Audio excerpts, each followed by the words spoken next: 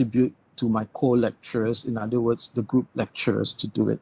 Since everything is online, it would be easier to just have a single mass lecture, and that is being conducted now every Thursday, right, out of your typical lecture timetable, right? So that is why, even though each group has 4 hours, I already said it in the beginning, typically it should only be 1 hour of tutorial and 1 additional hour of teaching or extra activity within your own group, because 2 hours has been allocated now. It's not easy to get a single time for 7 groups. There shouldn't even be 7 groups in my opinion, right? So, but that's the way it works in this faculty. So, yes, I'm the coordinator. I coordinate everything, your marks, prepare the materials, prepare the tutorials, prepare the assignments, prepare your tests and final examination. That's how this group works. I mean, this course works, as long as I am the coordinator. Now, this is not typical of every single course that you would come across as a faculty program course or the faculty course.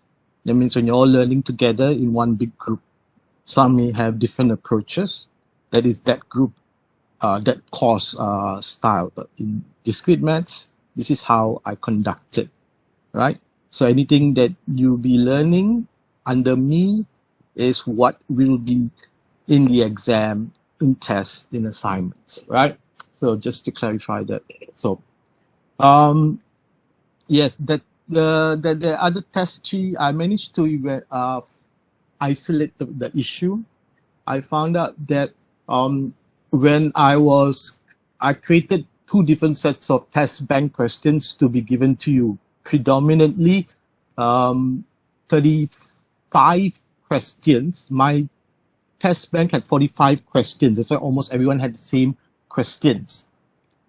Out of that, I took an additional 5 to 6 questions from the previous semester test bank. And that's where the problem was. Those 5 to 6 questions I had imported from the old course site, which is kind of ridiculous because what Unimas has done now with eLib is every 2 years ago test course has been put into a different website called eLib Vault. So that is why it didn't appear on your site, and on my side it appeared perfectly fine, those images, because I had logged into eVault, the eLib Vault site. So when I uploaded it into our eLib site, it looked like the images appeared perfectly fine, right? But because you all do not have access to that website, so the images refuse to appear. Now, this is an issue that CAM has to sort it out, not us, because we were only instructed that if you want to roll over your course, roll over, as in copy from a previous course, put it into the new one. So that's not my issue that I have to go and manually edit images and change the link for it, right? Because courses, in most faculties, in most courses, we don't create new materials. Everything is there, and then once it's set, can be reused over and over again, because there's no new knowledge that is being learned, that we need to create new things for every semester. So that is something that I'll bring up with CAM. If you all do not know what's CAM is the Center for Advanced Learning and Multimedia. They are the one that they have the oversight over all e-learning technology that the university adopts. So anyway, that is that. So so since it's less than 5 questions, then there shouldn't be an issue of me having to issue a third test, because it's just 5 questions. I can't be giving test 3 with just 5 questions. It's ridiculous. So the marks will be adjusted accordingly, because it only affects those 5 to 6 questions, right, that would have appeared. So at most, a student would have only had, if you're unfortunate to get all 5 questions, because the test bank has 45 and you're only supposed to show 35 questions to you all, right? So unfortunately, you got all five, then those 5 questions will be readjusted to your marks. So it's a huge Excel file. I can show you the Excel file, but I think I want to first focus on the completion of these 3 last topics. Then later on, if you got time, then I'll show it to you and what I mean by that. All right, so attendance, okay, as long as it's above 200, now it's 263, it's still very, because couldn't see that. So anyway, let me start with relation first. So what I'm going to do is I am going to just give you an overall concept of this chapter and what is important, because in this one it's a lot of reading. Some of it may confuse you, so I'll just explain exactly what is behind this topic. And sharing content, please don't show this again. I don't know why Webex, every time you update, it just comes out with new rubbish. So just give me a second while I do that.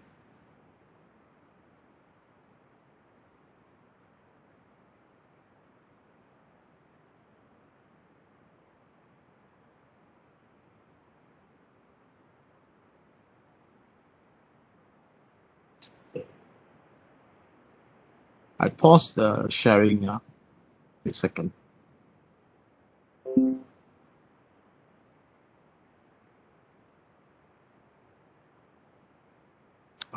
It's better. Stop sharing. I need to stop sharing. Share the screen instead. Screen 2. All right, now you can see.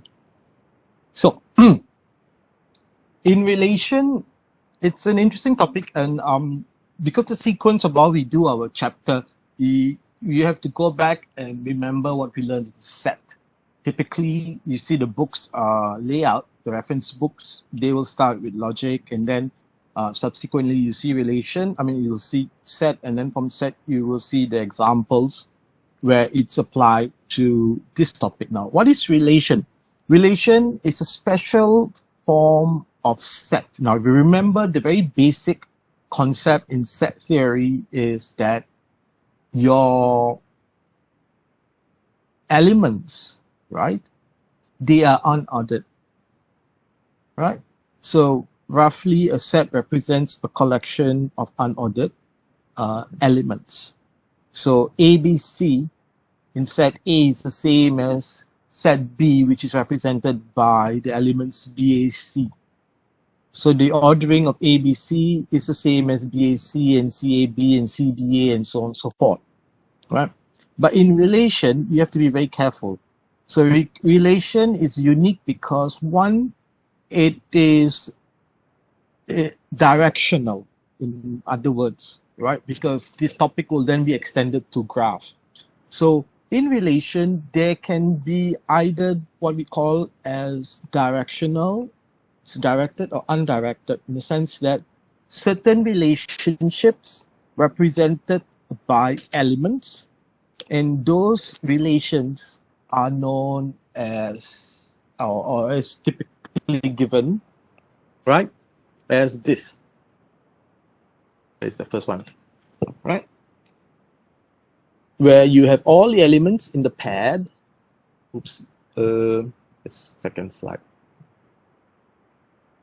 Get the pen out, right? Like this. So you say that when you have all the elements in set A, and then you have all the elements in set B, these binary relation R is a subset of the Cartesian product of AB, or we call it as the cross product of A and B, right? So typically you would represent it like a function. But remember, function in set is very unique, right? Only A can map to B. Every element in A must map to B. B can have additional elements that are not being mapped at all from A, right? But in this case, it's possible that what you have in A, like in this case here, some of it may not even be, can have multiple mappings. Like you see, element 0 can map to element A and B.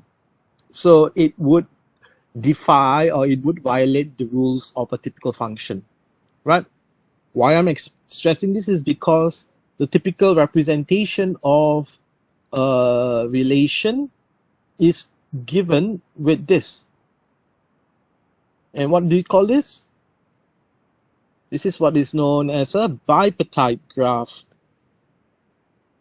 right? So we'll be learning more that in graphs. So what is a bipartite graph? Bipartite means, it comes in the word bipartite means partition. That means you have a single plane on one side, you have another plane on the other side. So there's a partition. This partition will say that all the elements on one plane, right, they do not interact with each other. You don't have the case of having an arrow from like this. There's no such relationship, right?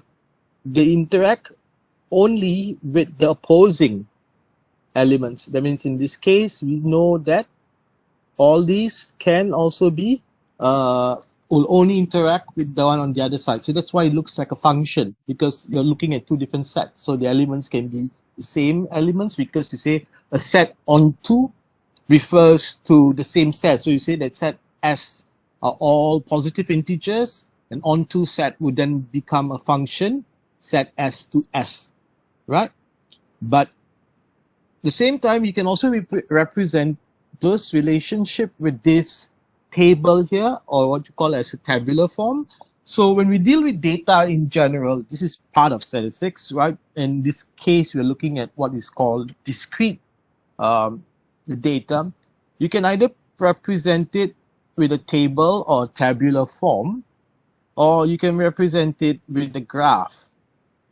Because the data is discrete, we use specific graphs. You'll see that in the next chapter. Same time, we can produce them in a table form, or what is called as a list, right?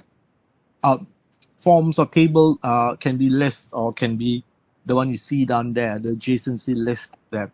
So in this representation, it just shows you that if there is interaction with each row would then represent it must be a dead section of my screen. That's why always when I try to write on this section here, it doesn't write. So anyway, each row would then interact with each column. So like you see on the left hand side, all these 0 to A and B. So that's why you have two x's here. If there is no x, you can leave it as a 0, right? Or you can leave it blank because it's given. So in computer science and when you're doing your programming, we tend to first represent it like a table, like this, right? Rather than a graph, because a graph means you have to produce an image, right? So typically when you do your work, it will be something like this. So anyway, that is that on that. So, and then this is all something you have to know, right? They can be that they are, one thing about relation is they can be ordered. They are, see, it's again like pixel. Give me a second. I'll wipe my screen and see it helps or not.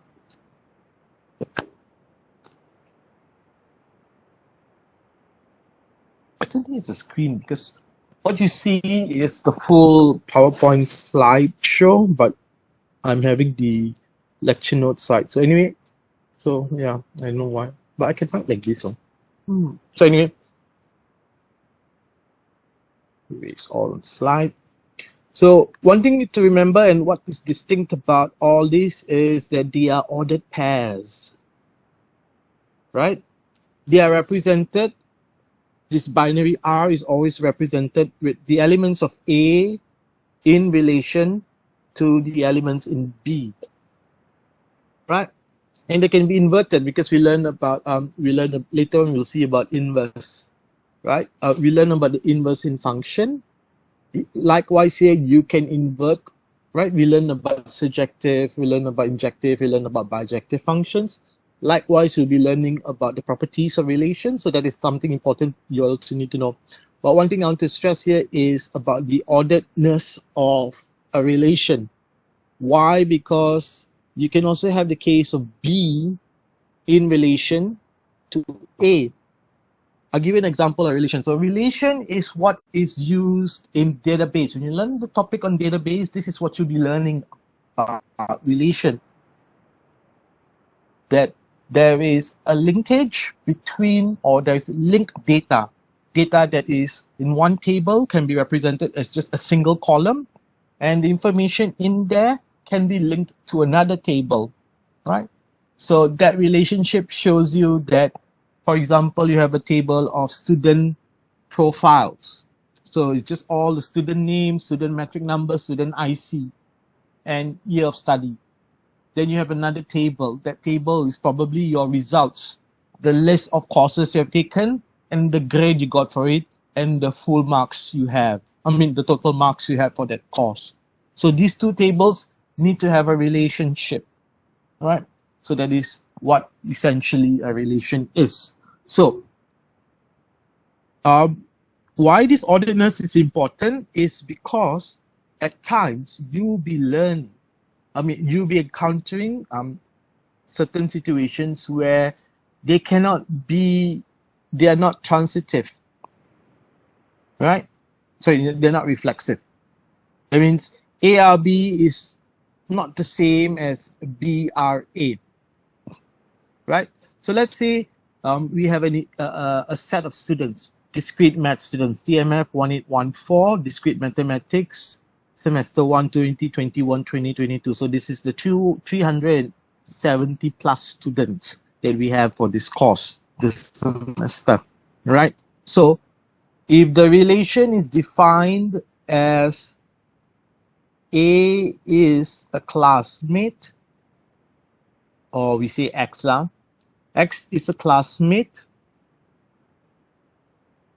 with Y for discrete maths, right? Then I say student A represented by a metric number, let's say 69876, right? That relation is true for 69876 to another student, let's say 70001. So this relation shows that A is in relation to B. That's the relationship. So normal ordered pairs that we saw in set, known as tuples, it's the same kind of concept when we say that AB, right? The ordered pair of AB, not necessarily, or it's actually distinct from BA, right? So in tuples, the orderedness is important. In this case, what I mean by the orderedness is that, likewise, if I say 7,000 metric number, this is in relation to 69876, then it is true, right? In this case, AB would then be the same as BA in terms of the relation, but it is not always the case. So that is very important for you all to know. It's not always the case. Example is if I were to define, right,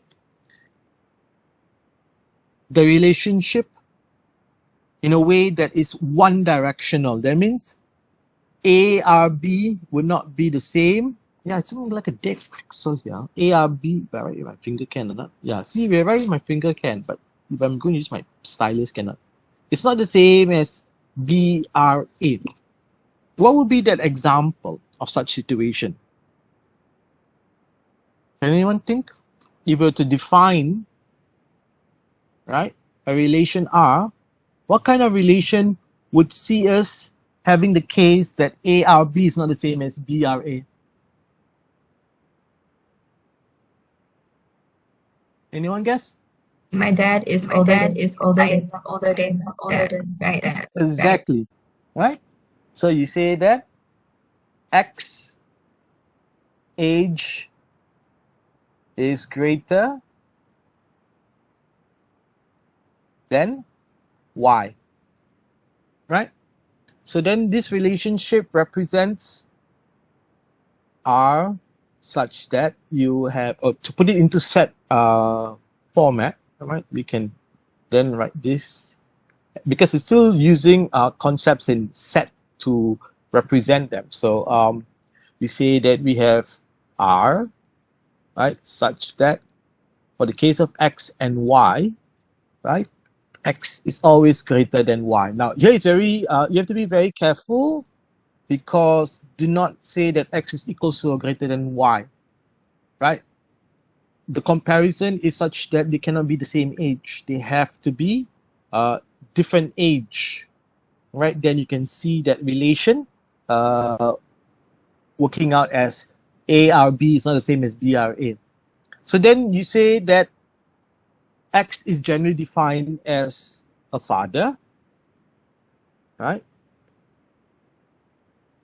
So you can say that safely in general, you were to say that if that person is categorized or classified as a father, the father will always have the age greater than the child or the offspring, right? So this is a case of ARB. But we know that B cannot be the case that the age is greater than the father. So the child cannot have an age greater than the father. So that is B, not RC, right? And that is the representation when the relation is not applied, right? So another example, a more common one is relationships. So we look at family trees, right? Family tree, we can say that anything that is on the same level, you can say ARB, right? In the same case with BR, A or ARC, CRA. So example is the relation defines siblingness.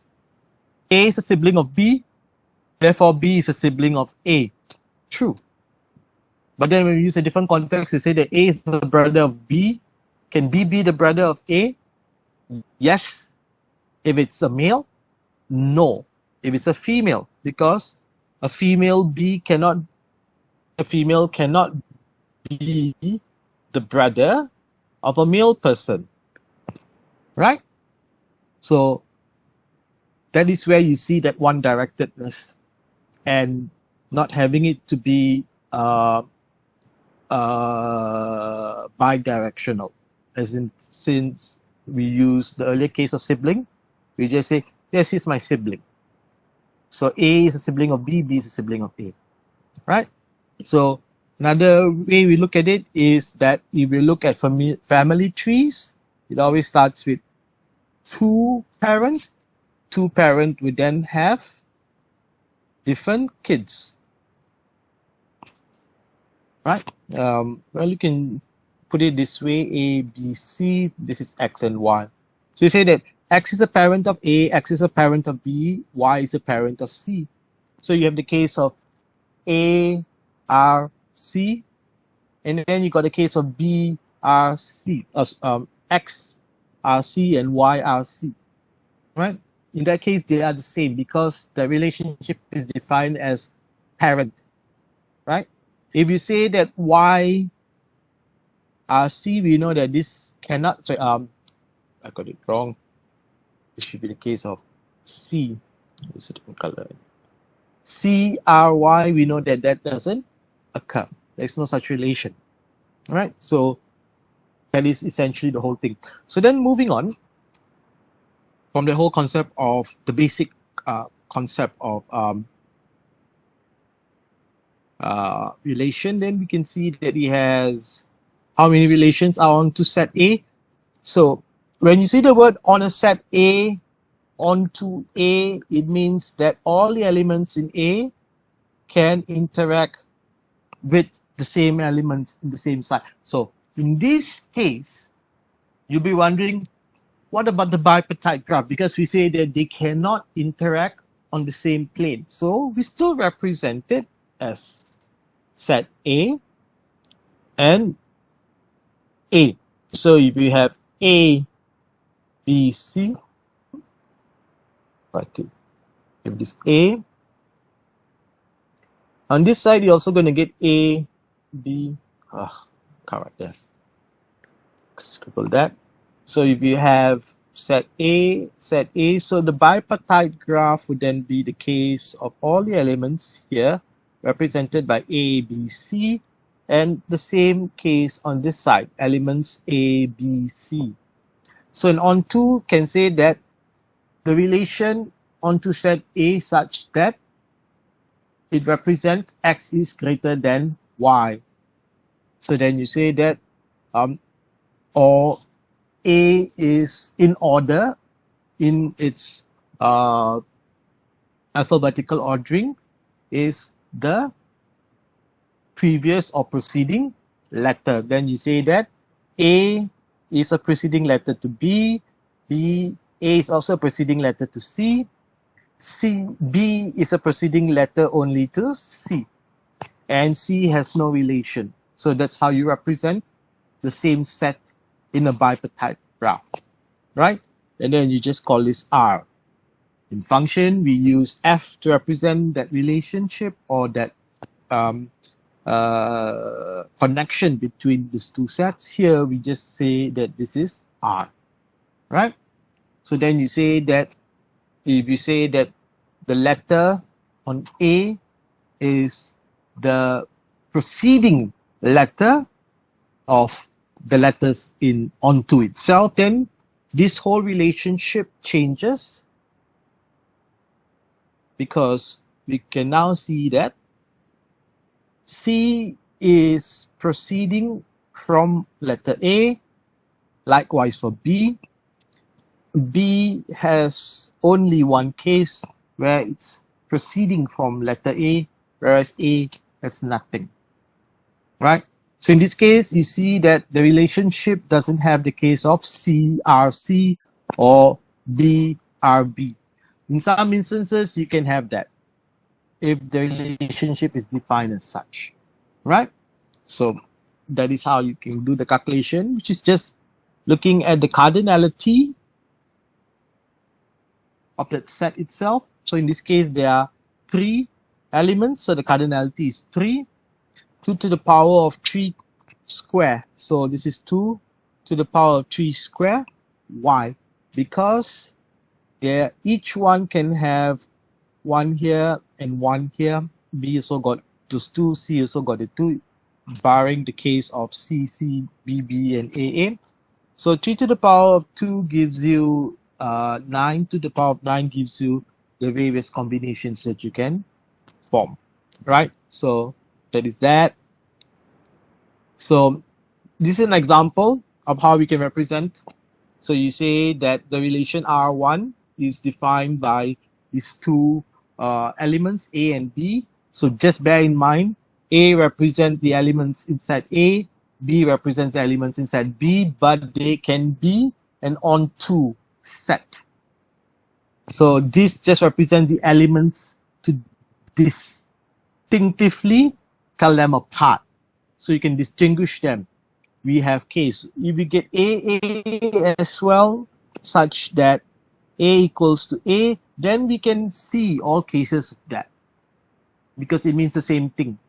If you say that you have A and A is greater than A, then we know this will never happen. That relation R will never be true. You'll never find such ordered pairs of elements because this refers to the exact same element, right? So that is that. Moving on. So then we come to the concept of property. So this is something important for you all to know. The first property of a relation is it has to be reflexive. This is what we call as reflexive or reflexi.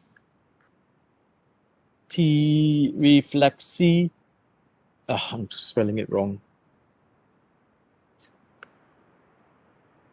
Some books or some questions you encounter would refer this as determine the reflexivity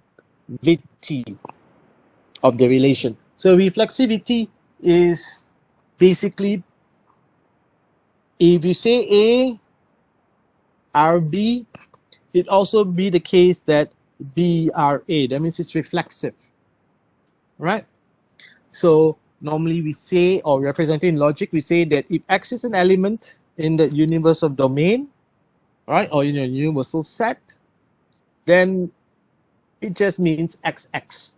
is part of the relation. So what I mean by here, XX is A are B and B are A means that it can be the case. Sorry, I got this wrong. This is not the case. Reflexivity means that you are pointing to the same element. The relationship exists for itself. So in a bipartite graph, reflexivity would then be the case of A, B, C, A, B, C, A to A, B to B, C to C, right?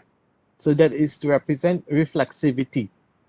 So later on, we'll see the graphical representation of it. Also, it can be represented using graph. So we see that in a while. And all this will tell you if A equals, so the only time that you see this instance of reflexivity if there is the case of A equals to B, because if A equals to B, then B can be represented by A, so you get the pair elements as AA, because you can just replace B with A. And that can occur for this case, and also here, because there is the and sign. Right? Now, bear in mind, and you have to be very careful because you're still looking at not only relation, but we're also looking at set operation. So in this case here, this is true because of OR. Now, if this is AND, an instance of AND, then we know this is false because this is true and this is false for reflexivity. So true or false, then that relation is still true. But true and false, this relation becomes false. So there is no instance where this will ever find a solution, right, for reflexivity.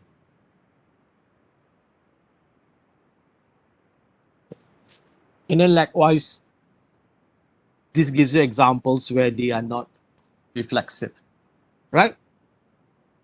Where there is no chance of it being ever equals. So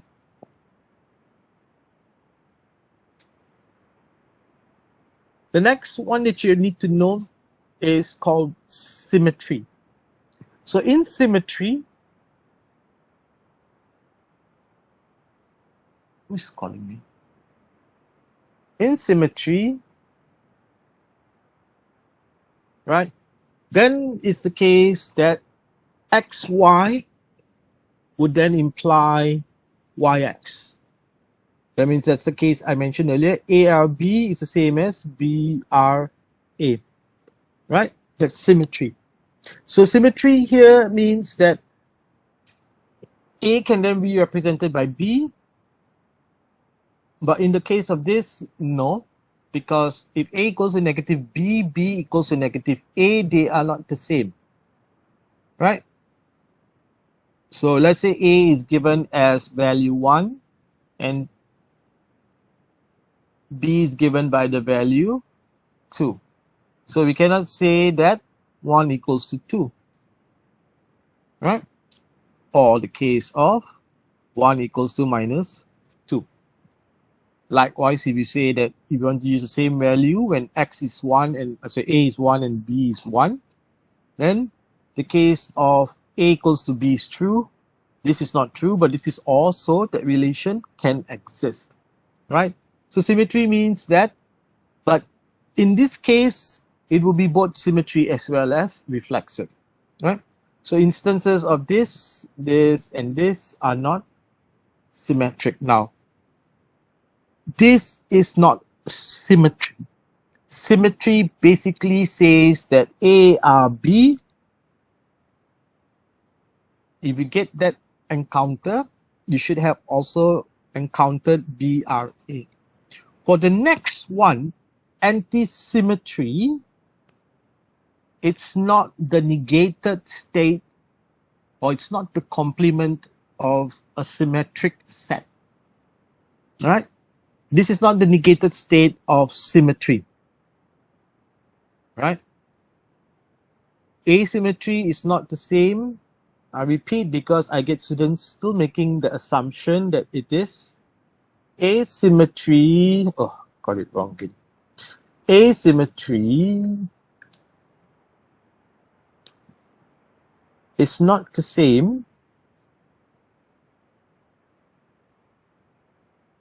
sorry, not asymmetry, what am I writing? Not symmetric is not the same as anti-symmetry. Right? Not symmetric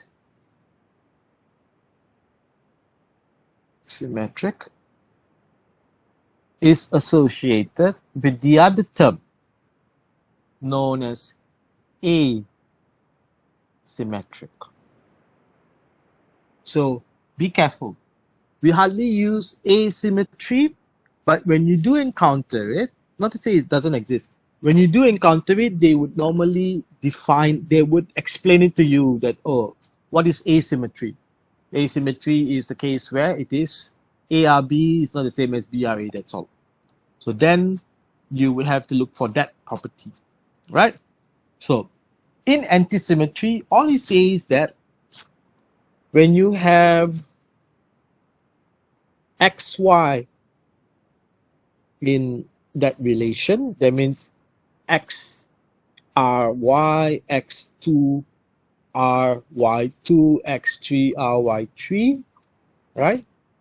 And at the same time, okay, now you need another square here because this is represented by the antecedent. And the case of YX is also in the relation. It can only mean, or it is to imply that X equals to Y. That means when you say A are B and B are A, these two occurrences are only there because of the case that they represent the same element. Otherwise, it's false. So, I'll give you an example. When you say that A is a sibling of B, B is a sibling of A, that is not antisymmetry because they are two different persons. Right? If you say that X is a student in the same faculty as B, then you can say that you are a student in the same faculty as yourself. That's possible. So in that instance, antisymmetry would occur. Right? So examples here of it is when it is the same, A equals to B. Right? A equals to B. In the case of this, we know that it is not, because can 1 be greater than 1? No. Can 2 be greater than 2? No. Right? So here refers to the case of they are not distinct, they are similar when you have this case. Right? So a case where it is similar but not the same would be A is a sibling of B, B is a sibling of A. So that's symmetry. Right? And then the final property. So there are 4 properties you need to know. The 4th one is what we call as transitivity.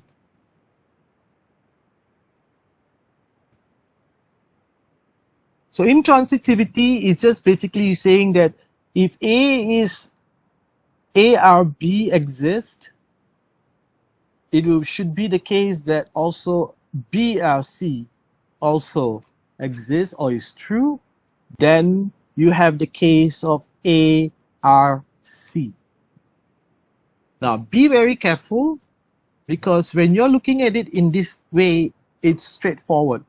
A to B, B to C. Therefore, there is A to C. Now, if you have A R B, B R C, remember there is no such thing as CRA.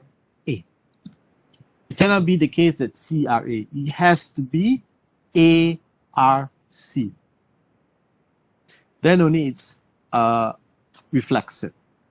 The case of A to B, B to C, C to A is like you're creating a circuit. Right? So that's that one there. So combining relations are very straightforward. Commonly, this is what we will ask you in the exam, right? Because it represents very basic stuff. So first, you need to know what's an R. You must know that S and R are two different things. S is a normal set. The relationship or a function or an operation on S can be defined with a function. Then the function can be denoted by a composition, which is just your Cartesian product or your cross product. Oh, sorry, composite is a dot product, right?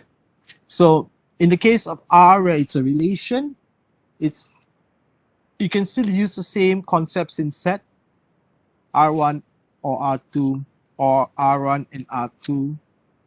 What is in R1 but not in R2? So what are the relations that you find in R1 that is not the same in R2? That's what the difference of set refers to here. So all the relations in R2 that you do not have or it's not similar to R1. Right? So then it's very straightforward stuff. And then we also can have composition. Right? So what I want to highlight here is that a composition can be from different sets, right? But it can also be the case that you would have it composed to itself or not. Can you say F compose F?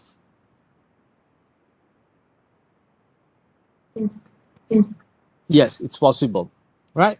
Because the way we say that the composition or the composite of R2 to R1 is just you looking at all the list of ordered pairs, and then you just have to multiply them, right? So, but remember R2 compose R1 is not the same as R1 compose R2, right? So that's that one there. Then we can also represent the composition just like in function using a bipartite graph. So R1 represents the composition A to P, B to M, right? And then R2 is given by the relation M to X, N to W, same time M to Z. So remember, this is not function. So you can have one element in the first set pointing to as many elements or no elements at all in the other set, just like you see the case of O, right? So when you say R1 compose R2, in this case, we are starting from here down here. So you see A points to P, but P doesn't have an end point. There's no end point.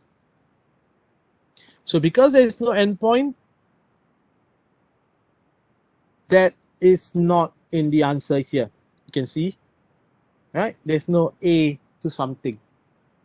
But B points to M, M points to first X. So you have the case of where the D and B all came from lah.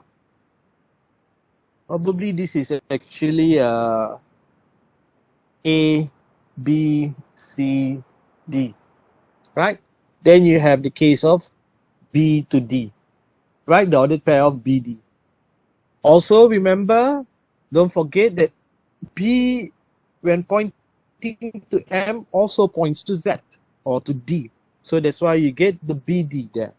So you have the BD as well as the BB, right? So that's an example of a composition of relation, right? Then the power of a relation, as we know, is by composing it as such. So R square. Now this is a recursive definition. This is a recursive algorithm.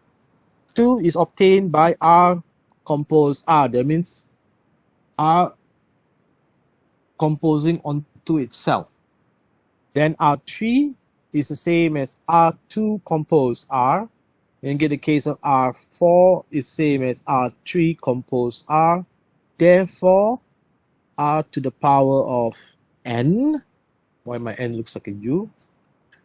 R compose R to the power of N is the same as R N minus 1 compose R.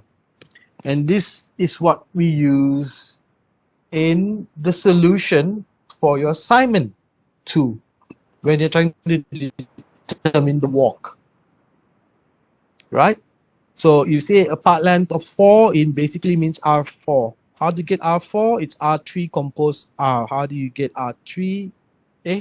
Correct or not? M2 is M square. Yeah, it's correct. It's the same thing. Right? So representing the relations can be two ways. Either you use a matrix or you use a digraph. So a digraph is because it's directional. Right? So that direction can be represented. I mean, the matrix has to have this form. You have to put it there as Mij.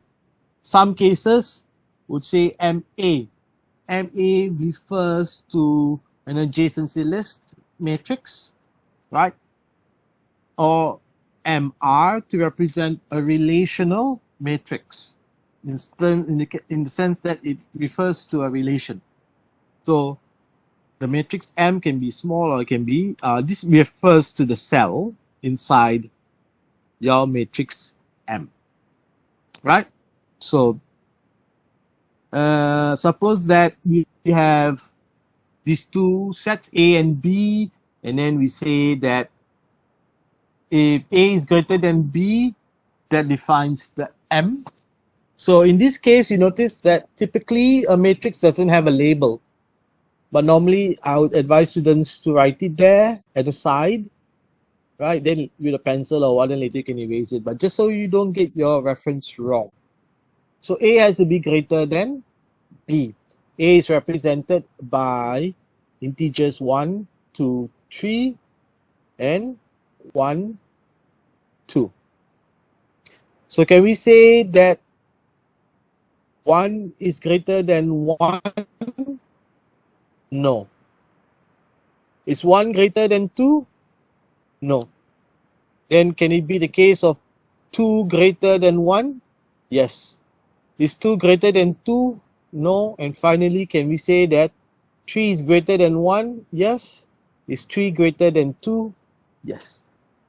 So this kind of matrix is unique kind of matrix known as a 0, 1 matrix. Right? Because there is no additional value. It only represents either the relation is true or the relation is false. So it's zeros and 1. Understand? So when you encounter a 0, 1 matrix, it's very unique. It will be in this form. So just bear in mind. For that, this is another example. You can go in. This is where they already gave you the matrix. They ask you just list out the ordered pairs. So whenever it occurs, like in the case of A to B, so you see A1, B2. And then you have the case of A2, B1, so on and so forth. Very easy. So with your matrices, you can actually see those 4 properties that we talked about earlier. In the first case of reflexivity, remember, it says that A. In the case of B. So it will be that diagonal line like that there. And another thing to remember, this is a matrix size M by M. They're the same side. The earlier two instances showed you the individual matrix, the relationship exists or not. This one here represents that relation as being of the same size, or not, you will never ever get this answer here. Right, so it has to be a what type of matrix? We saw a 0, 1 matrix, but now we also know that there is a square matrix. Right? So the square matrix is the size mm, or nn, as you want to put it. Right? So that's reflexivity shown in a matrix. A symmetric relation is, remember, A are B and B are A. So if the element exists for A, B, C, then it's A, B, C. Where's my B? Right? So if it exists for A, B, then it will also exist for B, A. So that is represented by these two now. If you have it for B, C, then the case of CB, it also exists. I mean, the same property. So now here means BC doesn't happen, therefore CB also doesn't happen, right? For a 0. 1 means it exists, isn't it? Right? So in this case, it's symmetric. Now in the case of anti-symmetry, remember, right? It's stated that XY, the ordered pair of XY is in R, and at the same time Y, X is also in R, and these two implies that X is equals to Y. Right? So in the case here, is that anti-symmetric or not? This is wrong here. Let me go back and see the definition again. I think there's a mistake there.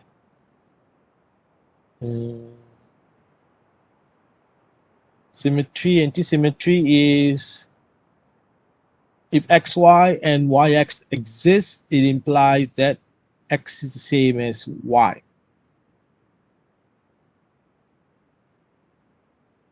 Correct. So in this case here, what it's trying to show is that the symmetry only, the anti-symmetry is satisfied for this rule for AA, BB, CC, and DD, or even if there's an EE, for example. So the matrix must have that the unique diagonal line, and the diagonal line can only be this way, cannot have it this way. Right? No. Only from your northwest to southeast. Some book calls it northeast to southwest. I do not know why. Probably you have to put the page in front of your face and then you can see it as northeast, southwest, right? So it should be the northwest, southeast diagonal line or backslash. So in the, yes? Is there a question? Is it like reflexive? No. So, it has the property of reflexivity, but one additional condition. That one additional condition is if, let's say, AB exists, BA cannot exist. That's why you see here, when you have XY and YX, it only occurs when they are the same. It implies that it refers to the same element. So the case of AA, BB, CC, DD, and E, for example. But if there is a 1 here, here must be 0. If it's a 1 here, this must be a 0. If there is a 0 here, then this one must be a 1. It must be the opposing value along that line, which is different from the case of symmetry. Symmetry says that if this is 1, this must also be 1. If this is 0, this must also be 0. What about asymmetry? Asymmetry is the complement of this, or the negated state of symmetry. Then for the case of symmetry, antisymmetry, if this is a 1, this has to be a 0. If this is 1 right, along that diagonal line, right, it has to be 0. If this is 1, this is 0. Now, another unique thing about antisymmetry, and it's not shown in this diagram here, this matrix here is, for antisymmetry, there is also one more situation where it will occur. So remember, first thing first, these must exist if they are there, right? And anything else, so I'm just going to label it so I can have my columns and rows looking nicely, right? So you say that A, B do not exist, then BA also doesn't exist. If AC doesn't exist, then CA also does not exist. If BC is not there, that relation, then CB also is not there. So this is also a unique situation where anti-symmetry occurs. And you're wondering why? Because when we learn symmetry, right, we say that if this is 0, this can be 0. If this is 0, this can be 0. If this is 0, this can also be 0. So now this relation is both symmetric and antisymmetric.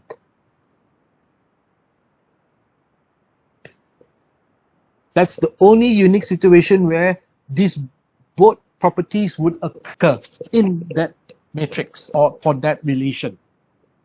Because it doesn't violate the case of xy and yx, implying x is the same as y. Because this is false. That relation AB doesn't exist. Hence, BA also doesn't exist. So this is still satisfied. Right? So just to recap, the different versions that you can find, clear the screen first. Alright.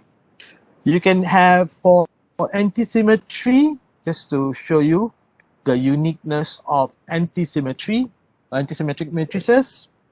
It can be the case of 1, you must have all the lines. It must be opposing values. But at the same time, it can also be the case that they are all zeros. And it is still antisymmetry. Right?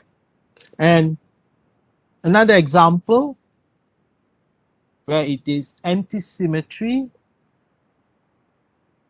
would be the case that it is 0, 0, 0, 0, 0, 0, 0, 0, 0.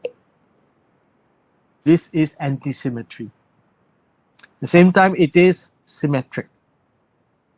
But remember, there is no diagonal line, because that is 0. That means you don't have the case of the ordered pair AA, BB, and CC doesn't occur. No.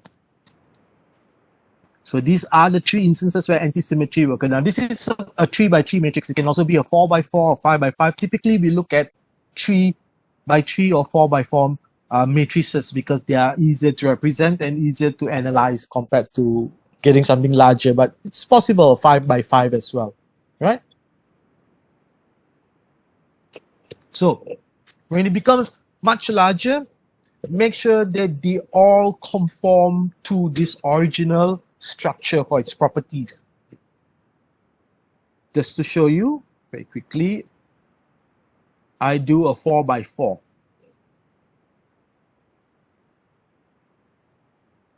So you have A, B, C, D. Now, remember the labeling is unnecessary. Yeah, it's not compulsory to have it in, but I'm just doing it so it's an easy reference for us, right? So for antisymmetry, let's assume that this exists. So AA exists, BB exists, CC exists, DD exists. All right. Same time, A to B does not exist. A to C exists. A to D exists. So in this case, 1, 0, 1, 1 must also repeat itself for the column. 1, 0, 1, 1. 0, 1, 1, 0, then would repeat itself column wise, 0, 1, 1, 0. 1, 1, 1, 1, then would become 1, 1, 1, 1. Now in this case, this is not antisymmetry, yeah? This is symmetric. Because each of its, that means if your matrix is represented, or each cell is represented by ij, right? The state must also exist for ji, right? So if this is 1, this also has to be 1, right? This 1 must also occur here. This must also occur for this one. So that is where, like I said, when it gets bigger, there's a lot more tedious work. You have to check the inner cells as well. And this is where students make mistake. They tend to just look at the outer ones. And if there is one tricky question with just 1, 0, and you say, oh, actually it's the same there. And then you call it symmetry, but actually it's not. Because this was a 1, this is a 0. So it's not symmetry. Right? There's no symmetry here. So you must check for all cases of this. Right?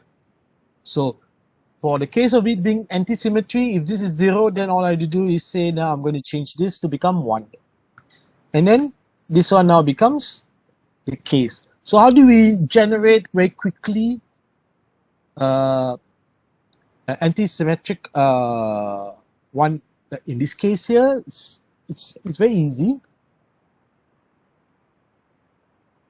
1, 0, 1, 1. Remember, the diagonal line can still remain its value. Everything else has to change. So now this one, 1, 0, 1, 1 becomes 1, 1, 0, 0. If this is 1, 1, 1, 1, now you notice here becomes 0. This is a 1. So now becomes 0, 1, 0, 0. If this is 0, 0, 1, 0. On the opposite side, it becomes 1, 1, 1, 1. And the last one would be the case that has to be 1 lah, because D to D. So then you see 0 and 1. 1 and 0. 1 and 0. 1 and 0. 1 and 0. And then this one, 0 and 1. So it's anti-symmetric, right? But not symmetric, not even asymmetric, right? Asymmetry means what? There's a 1 here. Can this be asymmetry? Asymmetry means that if it's all 1, 1s, then it'll become 0, 0. If it's 0, 0, then it becomes 1, 1, right?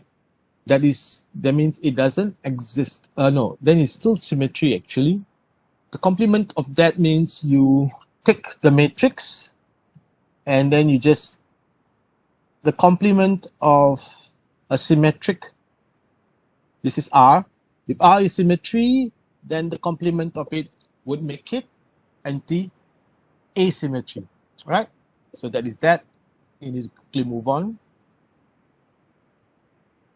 Screen on white. So, and this one you can do on your own. And then you can represent it using digraph. So the word digraph refers to a directed graph. Oh, have to, right? A graph essentially is very basic. It consists of different points. Each point represents one element. So this point is called a vertex. Vertex is in singular, vertices is in plural form. So these are individual vertex representing each element. If the element has a relation with something else, then you would draw a line. That line is called an edge or an arc. We typically call it an edge. So you say that A, B, C, D. Now, when does this occur is typically an onto relation. That's how we get a square matrix. A square matrix would definitely occur for cases of onto relation. A set of all positive integers less than 10. Then you have integers 1 to 9. So your columns are 9, your rows are 9, the size is 9 by 9.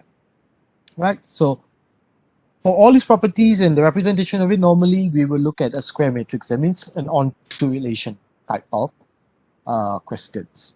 Right? So what does a loop represent? A loop represents reflexivity. Because why? Loop represents the ordered pair AA, BB, CC. Now, one thing is important to note that for reflexivity, the loop must occur for every single vertex. Because when you look at it in a matrix form, it cannot be the case of, it has to be 1, 1, 1. It cannot be the case of 1, 0, 1. This is not reflexive. Because A is ordered with A or A R A, but suddenly B R B doesn't exist. No. It must exist as all ones. What about all zeros? Is that considered as reflexive? No. All zeros are not reflexive. Right? Reflexivity only says that it must be AA, BB, and CC. Right? So, then looking at symmetry, symmetry says that if there is an edge between X and Y, then there must also be the case of YX. Right? So a directed graph, one more thing I forgot to mention, a directed graph must have the arrow pointing. So some you will see the representation given by a single edge but with two arrows. Or commonly we show individual directedness using individual edges. It's possible to have a case like this. So if it's only a unidirectional relation, then it has only a single arrow.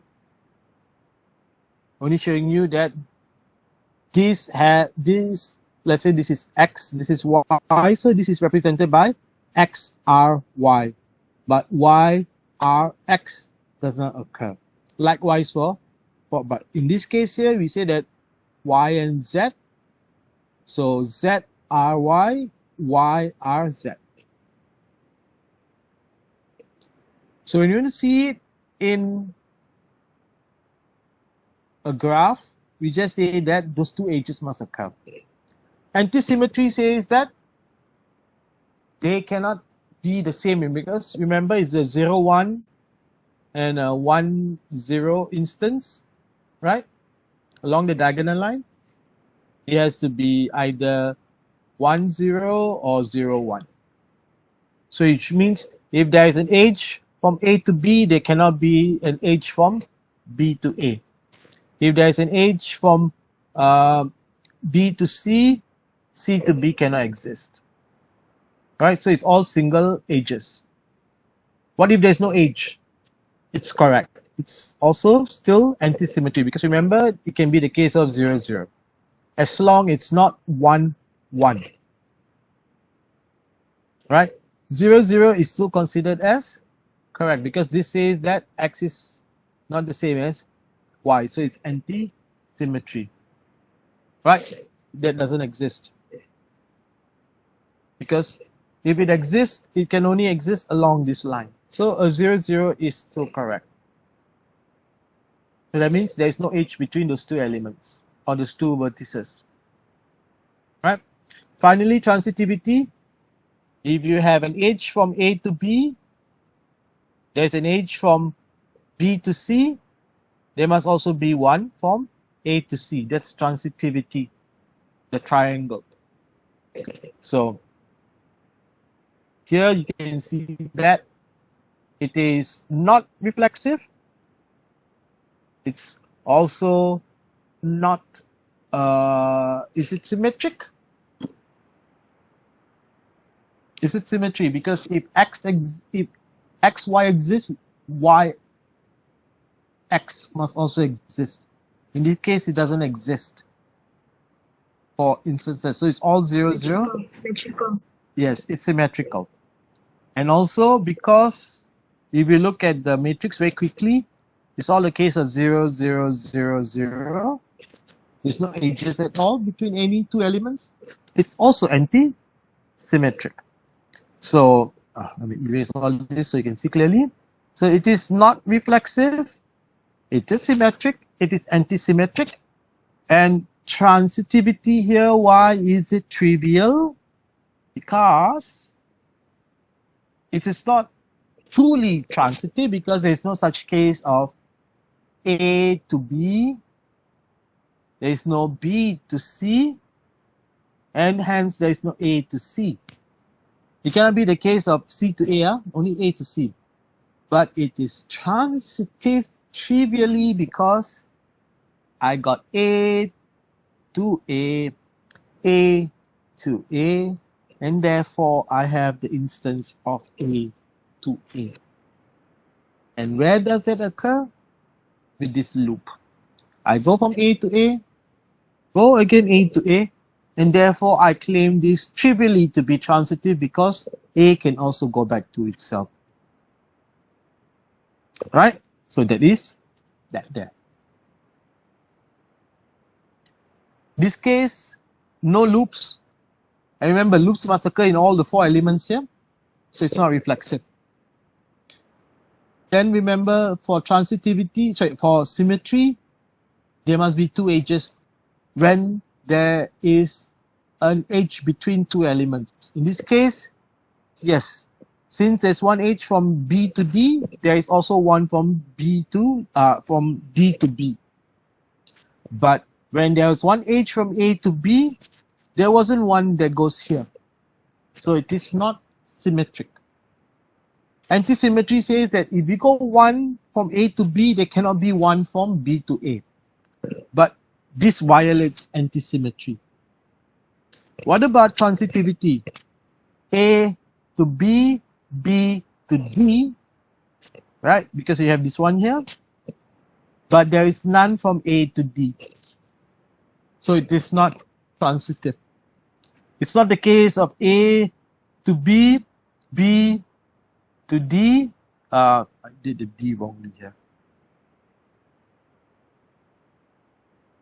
B to D.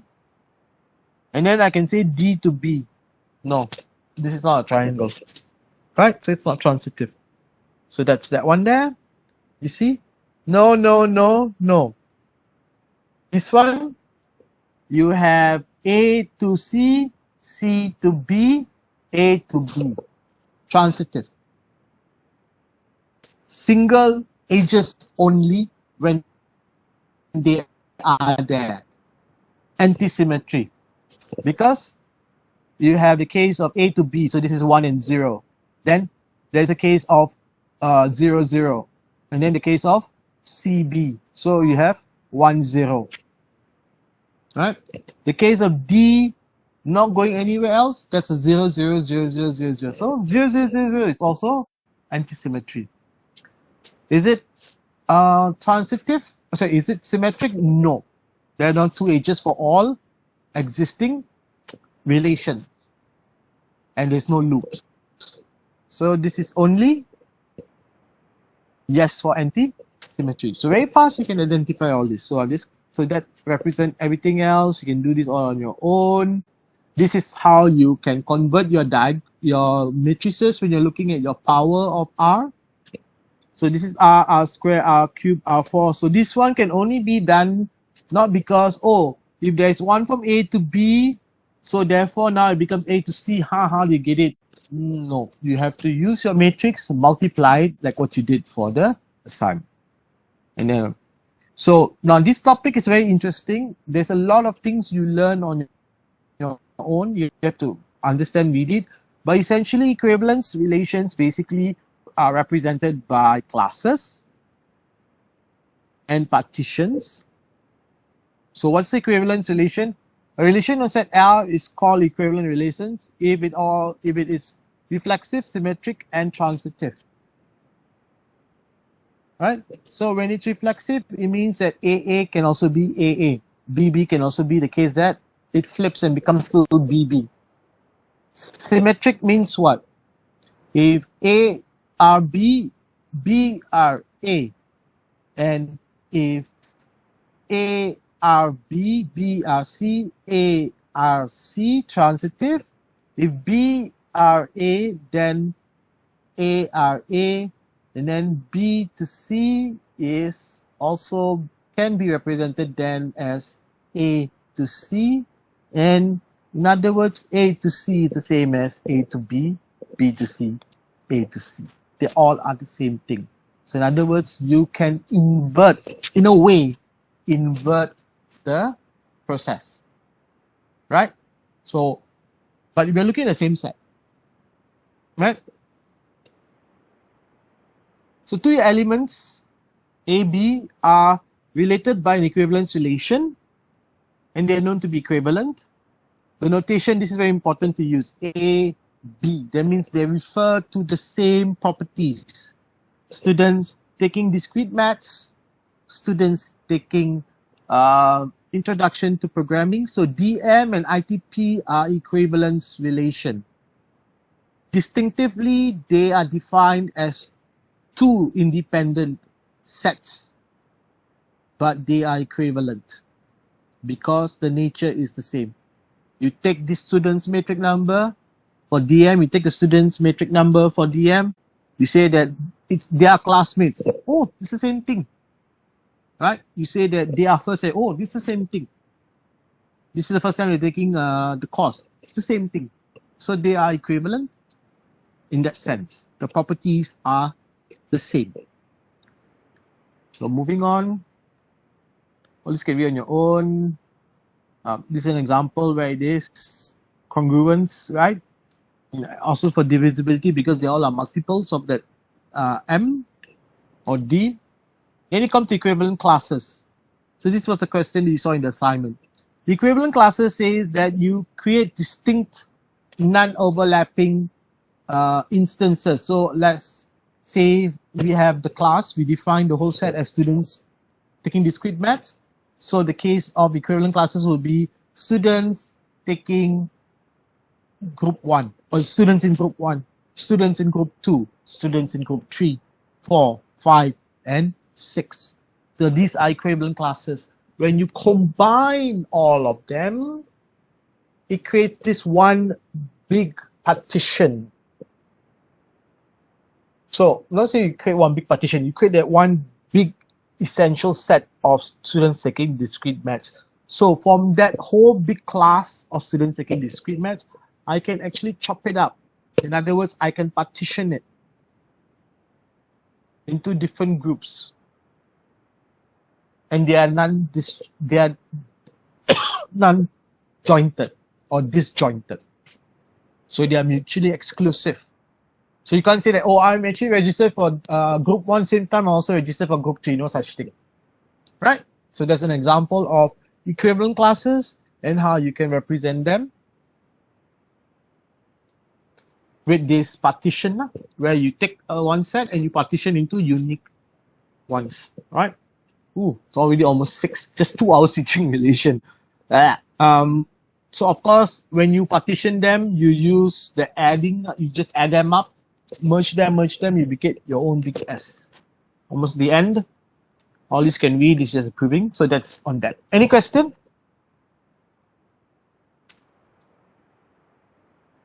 Relation is a bit more intensive to explain, but after this is actually most straightforward for trees and for graph.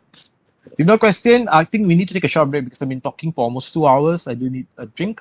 So we come back in about 5 minutes. Now is 5:42. All right. Set this.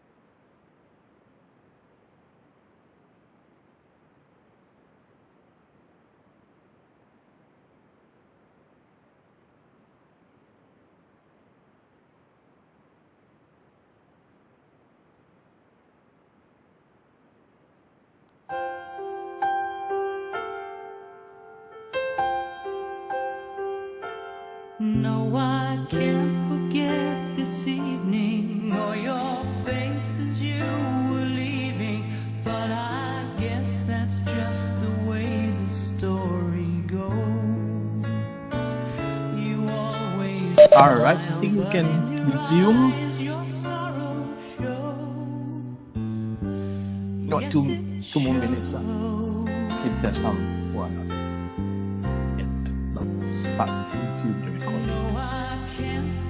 So anyway, what I'm going to say here now, I just want to stress, what I'm doing now is just highlighting the main topics. I will still upload the videos, the recorded video of the full lectures for these 3 topics that I've done. I'm going to use the old my past year or past semester recorded videos on these topics. So this is just to quickly highlight to you and stress what is important. So when I do the other one, it's up to you whether you want to go through the full lectures or not. It will be 6 hours of these 3 topics.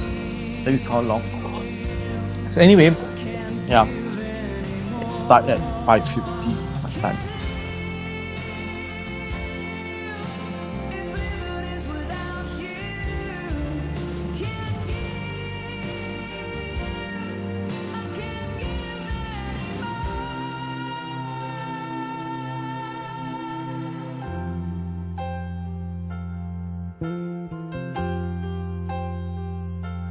No, I can't forget this evening or your face as you were leaving, but I guess that's just the way the story goes.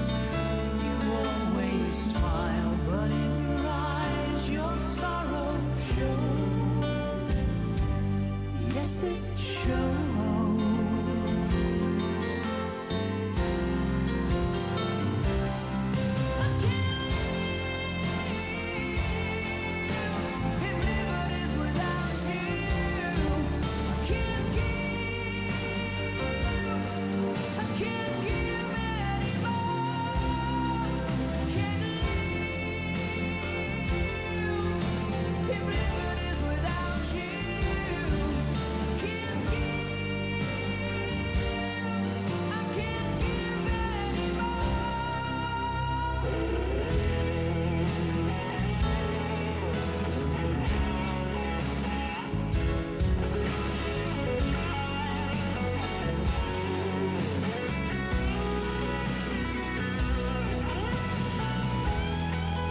All right, now I'm seeing the question. What's the difference between reflexivity and transitivity?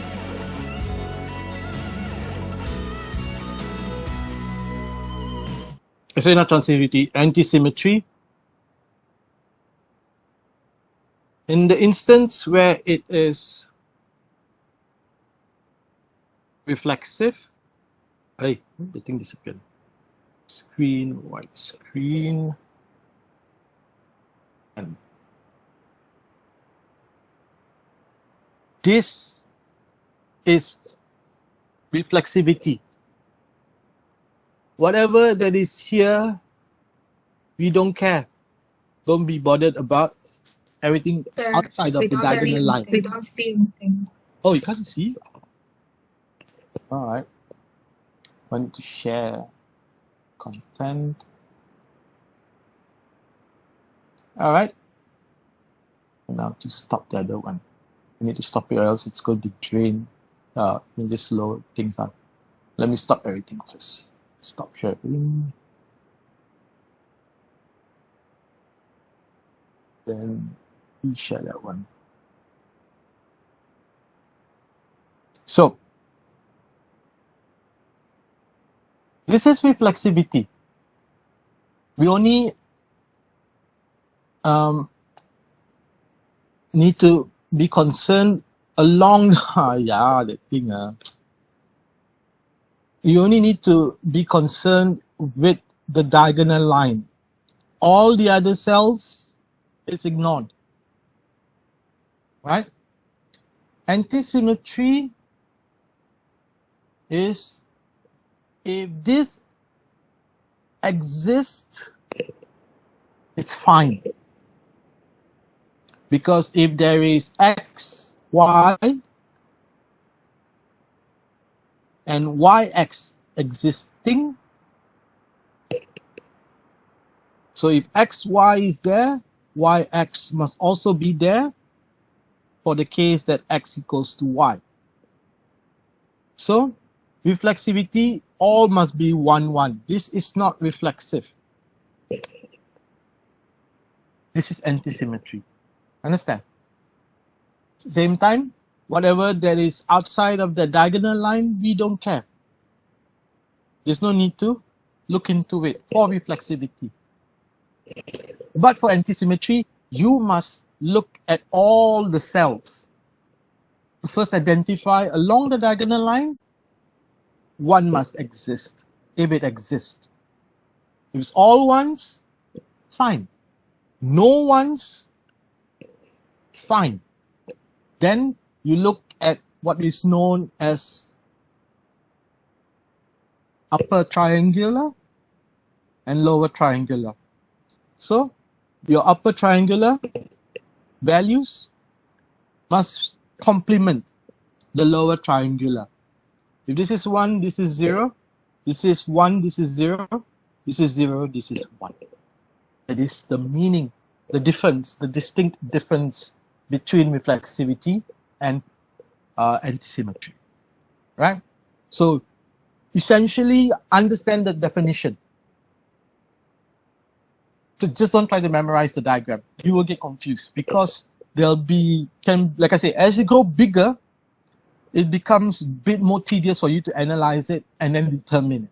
So just go back to its original definition. Once you get that right, how big, if I give you a 6 by 6 matrix, you can still determine whether it has all the 4 properties or not. Right?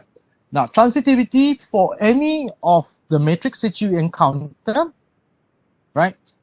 Just have to find the case that if A and B exist, right? B to C must also exist.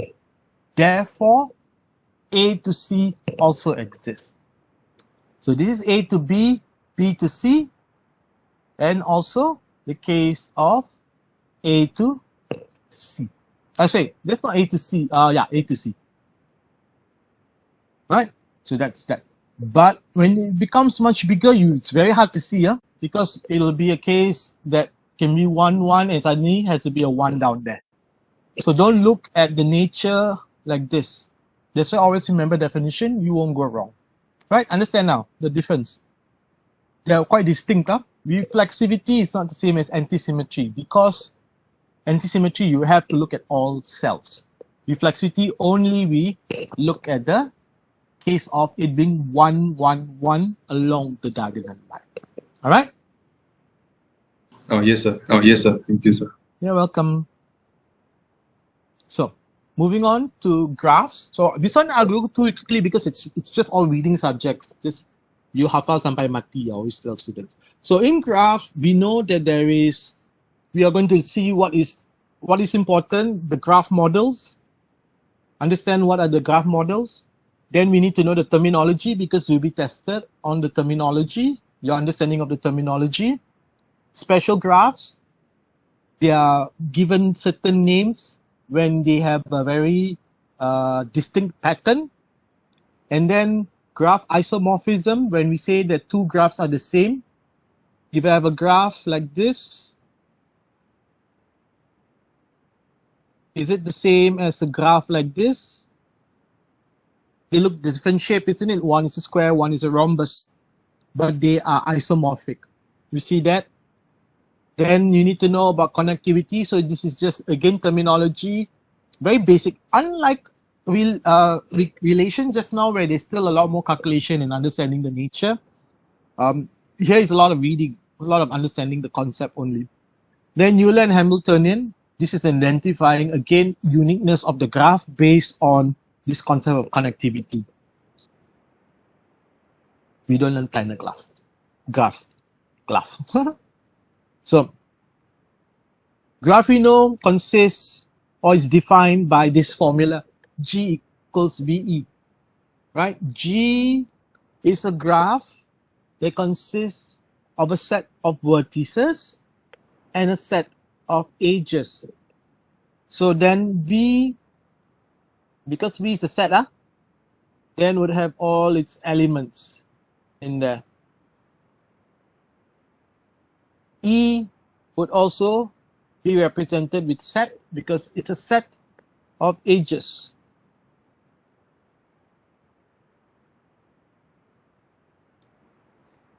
Sometimes we do not label the edges because there's no need. But when we encounter, for example, weighted graph, we do need to put it in. So you can read all this on your own. So a simple graph, multi-graph, pseudo-graph. So very important, a simple graph is a very basic graph. It's called simple because it consists of edges and only a single, consists of vertices, and it only consists of single edges between any two vertices or any 2 points or any 2 nodes. So you can call it a vertex, you can call it a node, you can call it a point, up to you. Typically for this topic, we always refer it to vertices or vertex. A lot of books do that, but some would refer it to a node, some would refer it to a point, right? So from one point to another, there must be only one edge, right? That is a simple graph. When you have multiple edges, then it becomes a multi-graph, right? And when you have a loop, it becomes a pseudograph. Why is it a pseudograph? Because technically you want to show a relationship between two vertices. So what's the point of a loop? So be it lah. If A points to A, so what it means? Nothing. You want to know the relationship between two vertices. What are the relationship? When you say that I am a classmate of myself, so what? But you want to know whether are you a classmate of X? Are you a classmate of Y? Are you a classmate of Z? That is more important. So that's why a simple graph is to represent objects. These objects are elements in your G, right? So they are your vertices. And these objects have a kind of relationship. So one edge represents that relationship. Now I say student X is also a classmate of Y for discrete maths. Student X is also a classmate of Y for ITP. Student X is also a classmate of Y for English for academic writing, for example. So many connections, too much information. This is not a simple graph anymore. It is a multi-graph. And then you add on additional rubbish. Oh, actually, I also can say that student Z is a classmate of itself. Can or not? Can. But now it becomes a pseudo-graph. Right? Now, this whole page refers to an undirected graph. So this is an undirectedness. Right? An undirected graph. You need the ED at the back. An undirected graph. Yeah. It should be the ED there. Right? Undirected. No arrows. The same concept can also be applied to your digraphs or directed graphs. So in relation, we saw, because the relation AB doesn't necessarily infer BA, so that's why that's a directed graph. But it can be the case that an undirected graph, A R B and B R A is given. That means I don't need two arrows to show it. If X is a classmate of Y, Y is a classmate of X, it's undirected because it doesn't say that A comes before B or B comes before A. But when you have the case of X, Y, and you say that X is greater than Y, X is equals to or greater than Y, then that can be a directedness because you're saying that value of x has to be equals to or larger than the value of x. Then you can have a directedness. X points to y, but same time y can point to x when the values are the same. So if you say that I have a graph with different integers, so I say this is integer 1, integer 1, integer 2, integer 3. So looking at this relation, I can have 2. And then 2 to 1, 3 to 2, 3 to 1, 3 to 1. So that's the directed graph in this instance, right? So directedness also uses the same concept. You can have a simple direct graph. So in a simple direct graph, you must have at most 2 edges only. And there must be an arrow in opposing direction. You cannot have, so a case of A, B, C, you have one line like this, another one like this, one goes like this, one goes like that. This is not a simple directed graph because the arrows are in the same direction. So this is not, because you can only have at most one edge pointing outwards or pointing towards another vertex. You can have 2.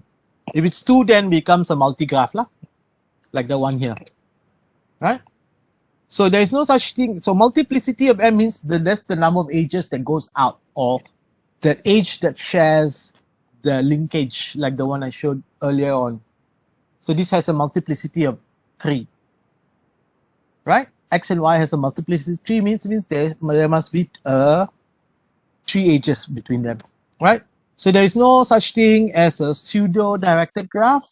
It's only a simple directed graph and a multi-graph. So then the loop is represented as a multi-graph. Why? Because when you have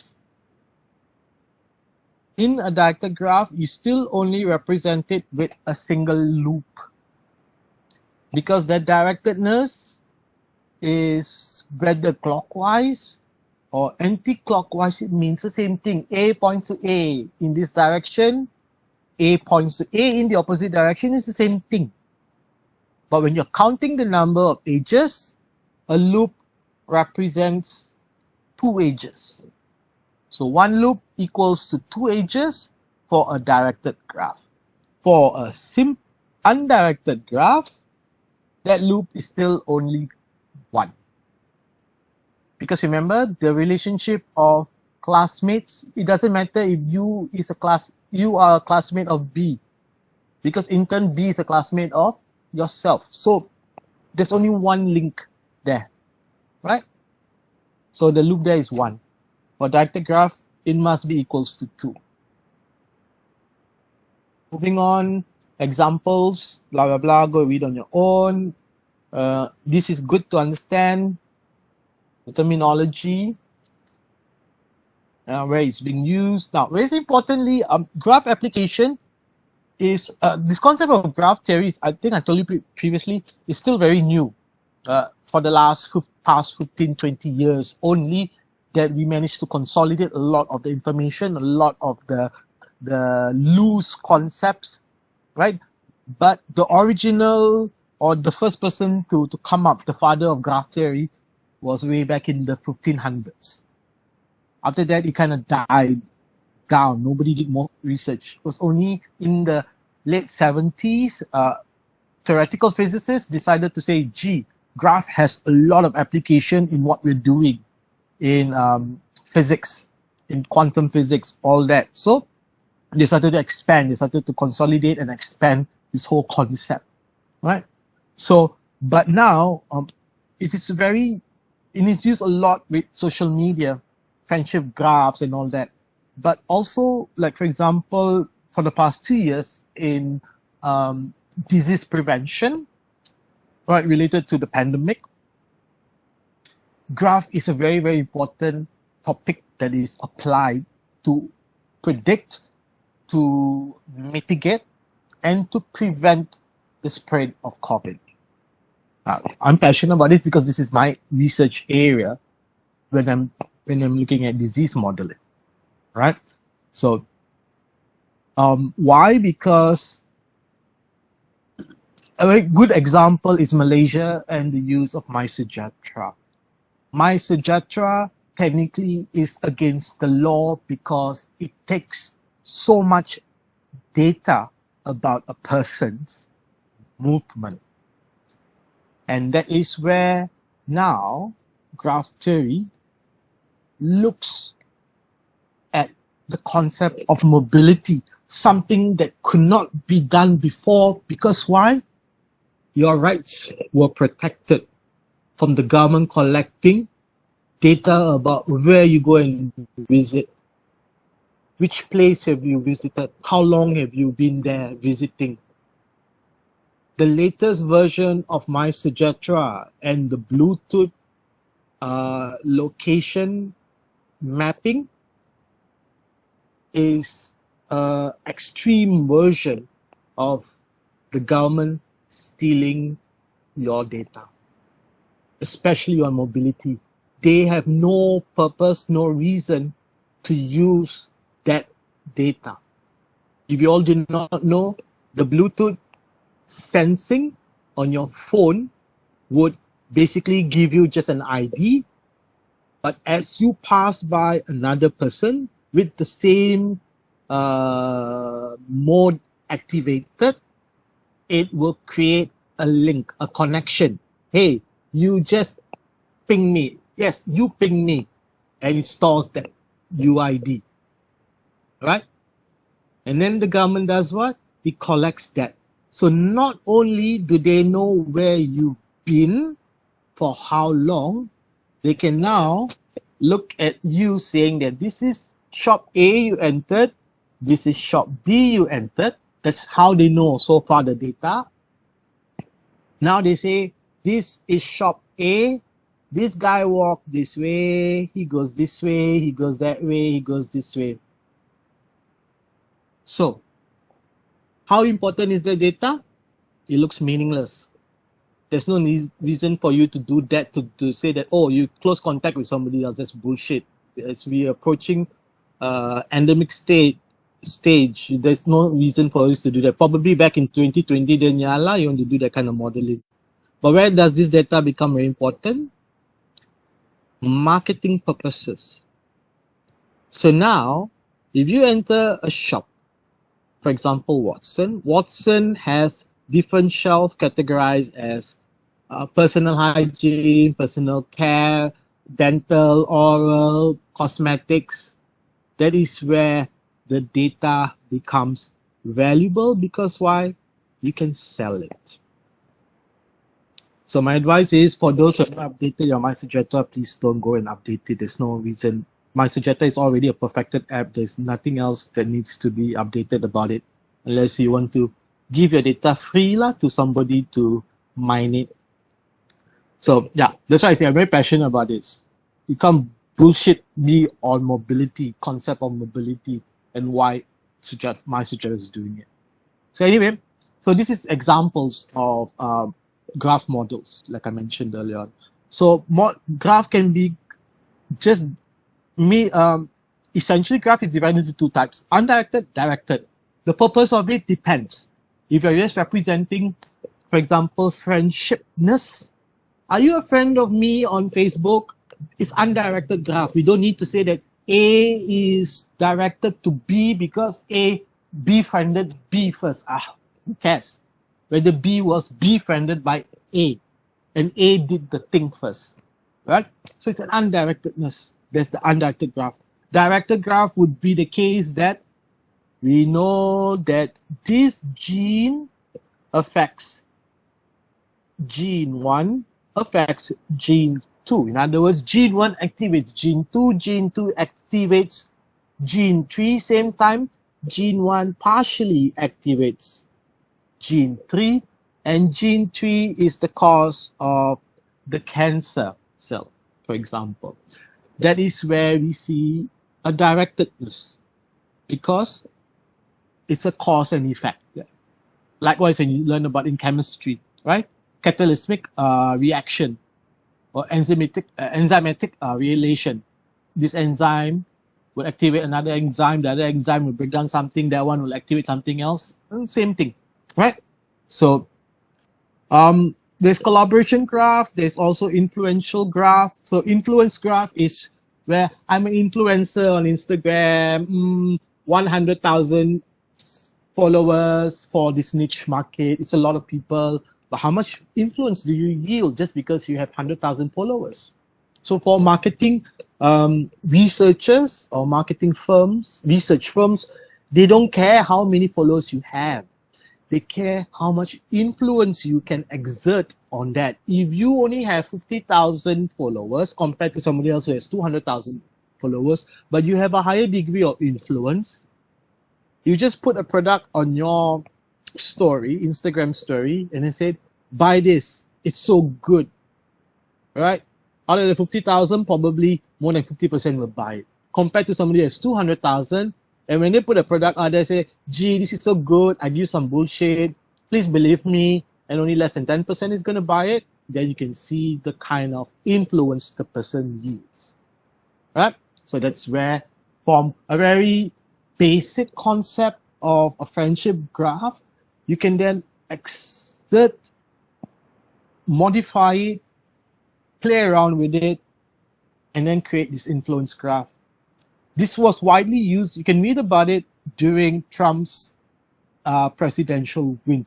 How did he manage to win? Because he managed to target a certain group,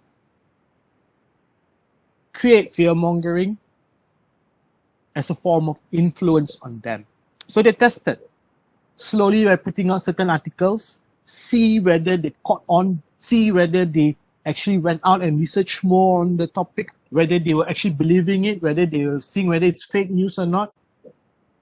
And then they see which of the category of topics that he should talk about has the highest influence. So this is talking about somebody who was before or during the campaign was thought as somebody who didn't have influence.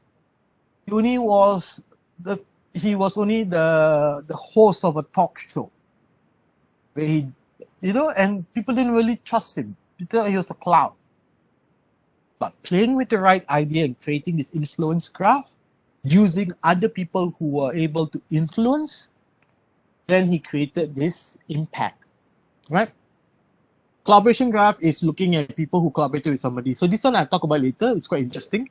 So this is an example, right? So you notice that for friendship graph, undirected, influence graph, of course, you need to know where the influence is coming from, where's the influence flowing to. So it's a directedness there. Now, here is a collaboration graph is unique but it's actually meaningless nowadays. It doesn't matter, but it's something about very interesting where we learn about, there's a movie about it, the concept of 6 degrees of freedom. If you've heard of it, well done. If not heard of it, this is what we call as the 6 degrees of freedom or 6 degrees of separation. So 6 degrees of freedom is how you look at it. Oh, I am free to do whatever because me and that person has 5 people in between. So if I do something now, this person that I'm encountering with gives me a certain degree of freedom because he doesn't really know me, right? Because he will only know me if he actually go through 5 other people and say, hey, this guy did this, because why? I saw him doing that day. And how do you know? Because actually I told somebody, so happened that person B told somebody who is person C, D, E, and then came to F. Oh yeah, actually I know him directly. 6 degrees of separation says that if you were to encounter a random person on the street and you talk to him and dig as much stories as you can, you find out that you're only separated with that person with 5 others. Actually 4 others are because you're considered as one, the person is 6, and in between there will be another 4. So that is the 6 degrees of separation, right? So you can read about it. It's quite interesting concept there. Then there's citation network, web graph, because web graphs are basically one website would point or have its links, a lot of links leading to another website. So then you see how they all are linked together. The whole concept of Google and why it was such an effective search engine in its early period when it first started, and managed to kill off so many other, because before Google came along, there were countless. There was like 20 different search engines. Each will give you different results. Google came in and it did the impossible, give you really accurate how they use a web graph concept. I have no time to explain. I wish I had. It's a very interesting concept to learn. But it's old news. It's old school because this was way back in the early 2000s, so 20 years ago technology. So another example, you can go and read it all on your own, blah, blah, blah. Terminology. So this is something important you need to learn as well.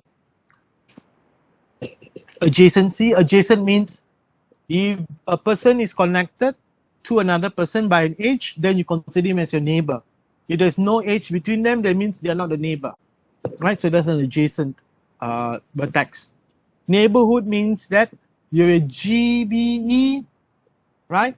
So all your adjacent neighbors, you and all your cliques,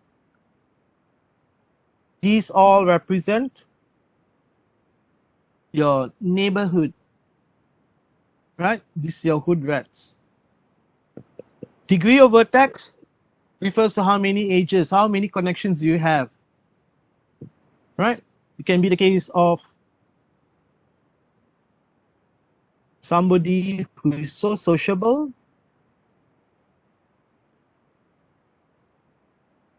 somebody who is not very sociable, and somebody who is totally antisocial, right?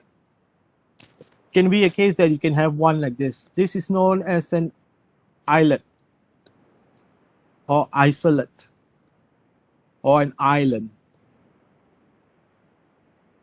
A single vertex that doesn't have any edges or any edge at all because it refused to make that relationship, that link with the other vertices, right? So that's the concept there.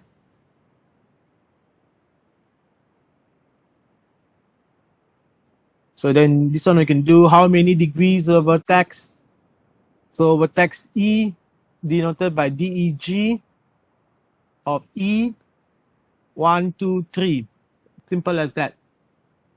Now we move on to an interesting concept of the handshaking theorem. Why? It takes two hands or it takes two persons to make one handshake. So you need two vertices, vertex A, and you have vertex B before an edge can be made. And trivially, a loop still refers to you shaking your own hand. So you still need two hands, right? So that's the handshaking theorem. 2M, where M represents your edges, would be the case of the total number of your degrees. So if you see the previous example here, I can't zoom in because I'm not on this main. I can zoom in here now. No, I can't zoom in because I only can zoom in with fingers. So anyway, on my phone. So if we count, this has a degree of this has a degree of 2. This has a degree of 1, 2, 3, 4, 1, 2, 3, 4, 1. This is 3, this is 3, right? So you calculate the total. There is what? 2, 4, A. So there is 3 with 4, so that's 12, 13, 14, 15, 16, 17, 18. So the total degree of vertices is 18. This is 2M. Therefore, M equals to 9. Let's see Are there 9 edges or not? 1, 2, 3, 4, 5, 6, 7, 8. Where is the 9th one that I missed? 9. Where are the 9 edges? AF, sir. AF, sir. Yeah, correct. Thank you. A to F. So there are 9 vertices. Sorry, 9 edges. So this is a formula you should remember. It's an easy question to ask for an MCQ. If you're given a total degree of vertices as 20, how many edges are there in the graph? You don't try to draw it out. Use this formula, you know is 2m equals to 20, hence the number of edges is 10. How many vertices are there? You do not know. Not enough information from here. Right? So that's that. If we done that. So a degree of vertices can also occur when you have what is this one? Let me see whether I can read it. Sorry, because my glasses. Degree V1, V2. Yeah, that's the same thing earlier on. Right? Now, that is for non-directed graph. So for a directed graph, the concepts are still the same, right? Except that the degree of vertex or degree V is calculated separately based on the direction of your arrow. So if you have the case, this is just essentially the important bit. I have 5 vertices, A, B, C, D, E. A points to B, A points to E, E points to A, D points to A, B points to C, C points to D, D points to C. In degree is all the arrows that are going into that node, that vertex. So A's in degree is calculated as 1, 2. 2 arrows pointing in. Out degree is basically all arrows pointing out. So A has an out degree of 1, 2. And that 2m, the handshaking theorem, is the same thing. 2m represented by in degree plus your out degree. So this has, why? Because if this A has an in degree of 1 this way, then D would have an out degree of 1. And they would represent actually just the number of edges. 1, 2, 3, 4, 5, 6, 7. So the total out degree would be 7, the total in degree would be 7, 14. So 2m equals 14, m equals to 7. Gee, I got the same thing. Right? So essentially that's the directedness there. Unwipe this. Read out on that, there, blah, blah, blah. Now, special types I mentioned, when you have a distinct pattern, a complete graph, go and understand what is it, a cycle, a wheel, you can read out on your own, n-dimensional cube, hypercube, ooh, sounds very fancy, it's boring, it just shows you a 3D version of the graph. Go and read up on it, you can know on your own. Then you can have what we call as topological graphs. This is learn network. The basic of communication and networks. This is what you'll be learning about different topologies. You can also have a square graph like this, a flat 2D plane graph, which is known as a lattice.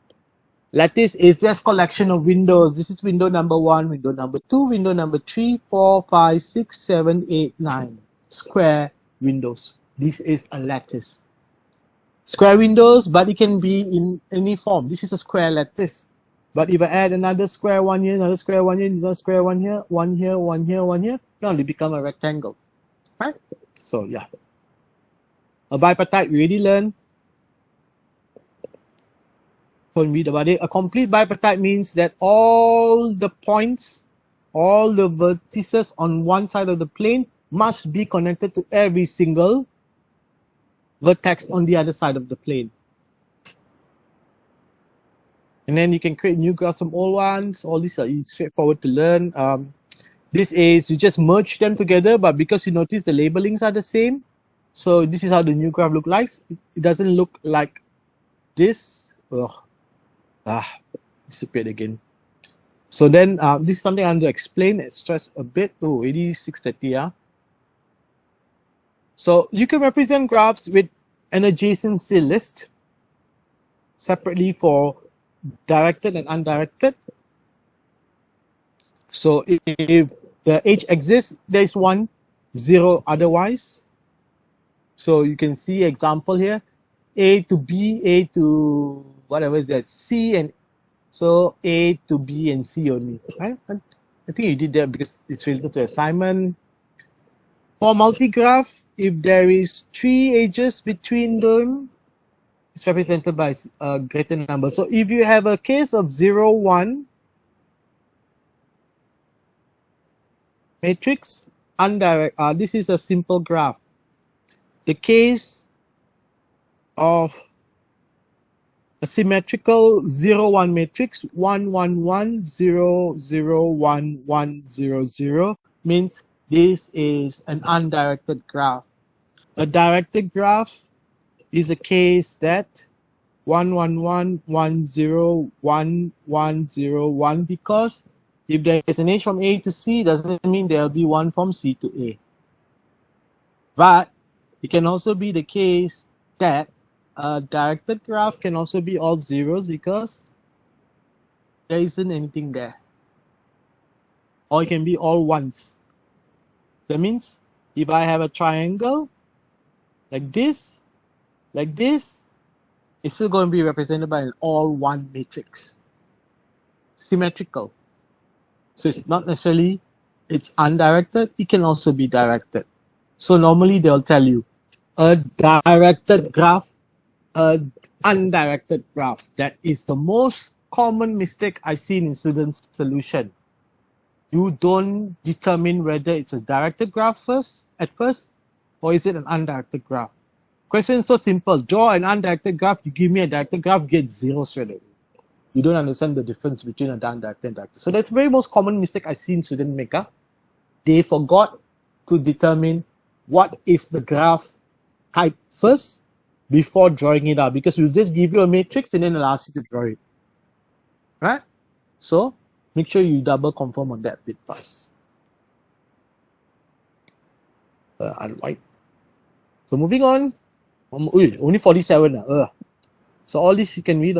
Have to read on your own, representing it, incidents. So isomorphism, I don't explain here about isomorphism, is that the graph have the similar properties, but they may look different. To identify isomorphism is to first identify the degree of vertices. Degree of 2, degree of 2, degree of 2, degree of 2. 2, 2, 2, 2. So, yes, they are isomorphic for a basic graph. Some cases they are not. In the case of like this, you see degree of 2, degree of 2. So degree of 2, degree of 2. So there are 4 vertices with degree of 2, degree of 3, degree of 3, degree of 3, and degree of 3. So there are also 4 vertices with degree of 3. Likewise here, 2, 2, 2, 2. 4, correct? 1, 2, 3, 4. Also 4, degree of 3.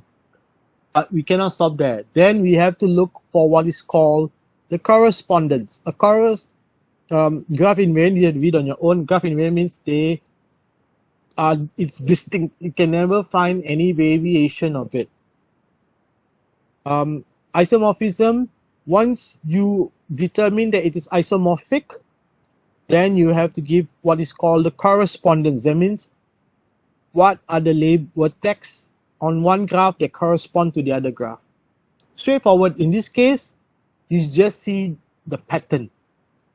this point is degree of 3 is connected to two other ones that is degree of 2, and same time is connected to one of degree of 3. Look for the same pattern here. Then you can see, hey, actually, yes, there is such instance. And then slowly you can build on the correspondence. This one has a degree of 3 connected to only 1 and only 1. Only 1. So it cannot be the case like this. This one is connected to 2 vertices, oops, where it has a degree of different color of 2. This one only has 1, so no. If I look at another one, this is 3, this is 3, this is 3. If I look at this fella here, also the same case. Oh, this guy here is connected only to 1 of 2, and this has 3, this has 3. So no, actually this whole thing is not isomorphic at all. So not necessarily this first criteria is fulfilled automatically is isomorphic. It can be the case that when you try to do the correspondence, it doesn't work. So that's that one there. You can read. Connectivity basically says what is part, how they're connected, and the parts can be isomorphic. So you go read on it. So this is just reading subject. I'm not going to explain.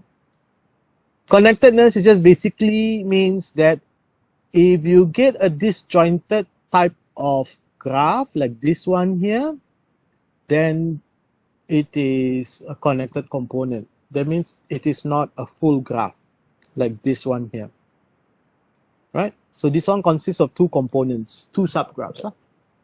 That's all. And you can read about counting that. So here I want to mention, you need to know what is a Euler part, how you define it, what's a Euler circuit, how to define it, how to define a Hamilton part, and how to define a Hamilton circuit. So it's already 6:35. I think I need to stop now, all right? But we're really towards the end of this one here, yeah. This is just all that. So just wait for me to release that recorded lecture. And that's why I just want to highlight on finally the other chapter.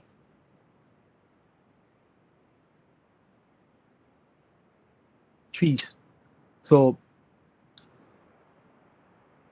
let's see what's being shown here. You can see my trees, right? So okay. So in trees, what I want to just mention, I think I can just highlight it the first few slides. So trees is just an extension of graph. We need to first see how we can create that graph. I mean, create a tree form graph. So a tree is basically something like this, as we can see here. If you notice, this is not, this is this disconnected graph. It has to be connected. Essentially, a tree doesn't have what is called a circuit. That's why I said I have to go through quickly, because without me explaining what's a Euler circuit and all that, you wouldn't know. So a circuit is basically, if I start from one point, I can go to another, I can go to another one, I can go to another one and come back home. That is a circuit. So when you remove the circuitriness of the graph, it then becomes a tree. Because why?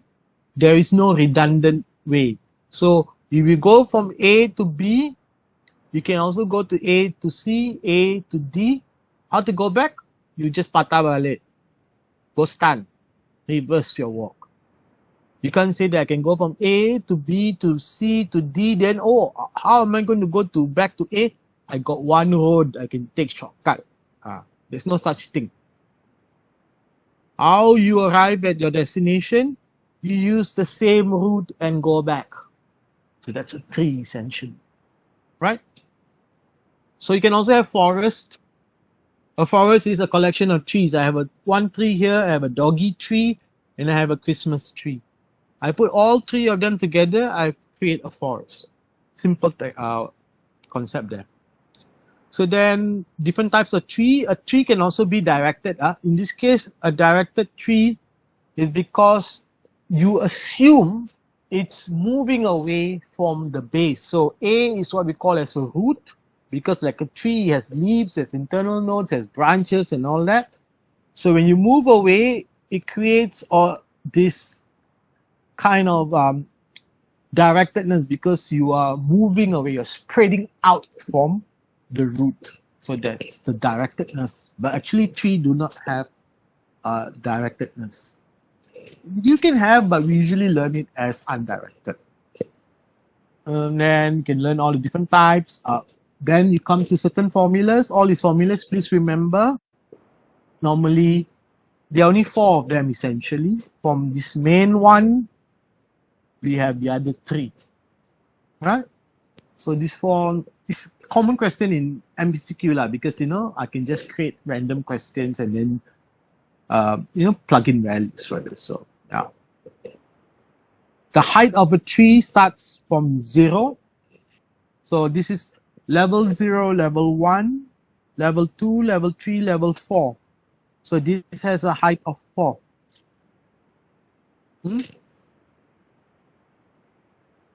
I see the answer is 4. Not 5. Root is 1 node. Insignificant is the grandfather. In family tree, this is called your ancestor. Right? So then you go and learn the different types of trees. So we call it not a married tree, Amory tree. So it's a secondary tree, a binary tree, binary tree, a tertiary tree, a quaternary tree. So what it means is all the gantong parts, all the leaves, that means all the dangly bits, equals to a maximum number of that or below. That means you can have either 1, 2, or 0 dangly bits. This is not a dangly bit because this is an internal node. All this you read. Understand the concept. Right? That's it. And finally, we do tree traversal. This one I have to explain. This will be in a lecture, recorded lecture. Very important to learn. So finally, once we know all that, we come to spanning tree. Spanning tree is how we take a circuit, something that has a circuit, and we convert it into a tree. So tree spanning means I take a graph that has a circuit, I remove the circuitry inside that graph. And how do you remove the circuitry? If this is a square, all I have to do is remove one edge. You see, I remove this one edge. And then this is another circuitry. This is another circuit. I remove this edge. Now you see it becomes like this. This is another circuit. I remove only one. Like this. Now it becomes a tree. So the number of edges to remove is dependent on the number of circuits found in the graph. Here got 1, 2, 3. So I just pick 3 edges, any random 3 edges from it, but it has to be within the circuit. And I form something like this. Don't go and wrongly remove one where they are so connected that eventually it becomes a disconnected graph. So to do this, in computer science, everything has to be systematic. So there are 2 ways to do it. What is called a depth first search and a breadth first search. And like you said, in directed graphs, it can also be the case. Rarely see it, but we can also do the same thing. So essentially, this is all you need to know up to the final chapter, which is chapter 9 on trees. That's all I need to explain here. Any question? Discard. So done. Oh, quiz. This is all quiz. Not quiz now. No quiz. I don't want to give you shock. Yes. Just wanted to ask regarding our exhibition. Yes. the topics will be from the beginning until the end, or how? No, it's not. That's not the case. Give me a second.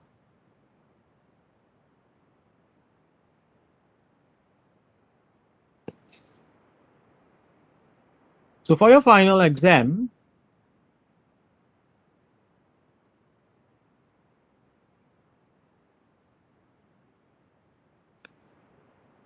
there will be 2 sections. Section A is using the quiz system that will be the same in eLib that you'll find in the exam.unimas.my, right? And once you have completed all this within 2 hours, right, there will be a short break and there will be section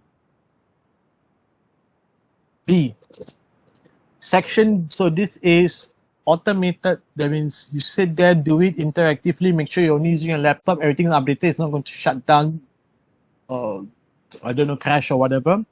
Section B is the essay question. And this is manual, as in you handwrite your solution and then you submit it after 2 hours from time is as when the system is open. So on the 22nd of January, I will come up with a schedule as to when I will open the system, because it's only a 4-hour exam. Typically, morning would be the first 2 hours of you doing the section A, and then section B would be after lunch, right? So it will give you a break as well to have your prayer, because usually it's around lunchtime, right? And then after that, this is on a Sunday. Sunday, is it? I can't remember the date. The day is 22nd. And then you are given another 2 hours to do the section B, right? So at the end of 2 hours, you will be given a grace period of 15 minutes only to submit your solution. So section B will be open from 2 p.m. It will close by 4:15, the submission. You want to submit earlier, go ahead. But within 2 hours. The 15 minutes is a grace period. That means you cannot do anything else except submit it. This is to factor in cases that previously we get, oh sir, suddenly my computer crashed, I didn't know electricity in my house, sir, look at this proof, I know internet connection and all. So all this shouldn't occur. Be ready. If there's no internet, go sit somewhere where you know it's stable internet, this and that. Buy a temporary SIM card, a prepaid card, so you have backup internet, whatever, right? Because this last 2 hours is you only spending the first 10 minutes to download the questions, and the remaining time is you writing it on a piece of paper. Make sure your writing is clear. It's and then when you're scanning the document, you take pictures. You can use certain apps like Microsoft Lens. You can also use Adobe Scan or some other free software, right? That takes a photo and convert it into like a document style. Then you can upload it as PDF. So we will only accept PDF. No Word, no JPEG, PDF. How to create PDF? You can find some apps to do it, or you put it into Word, copy, paste into Word, and then save it as a PDF document. Right? So that is on that. So regarding the topics, I need to create another slideshow. Discard. Oh, I lost that. Never mind. Topics that are covered.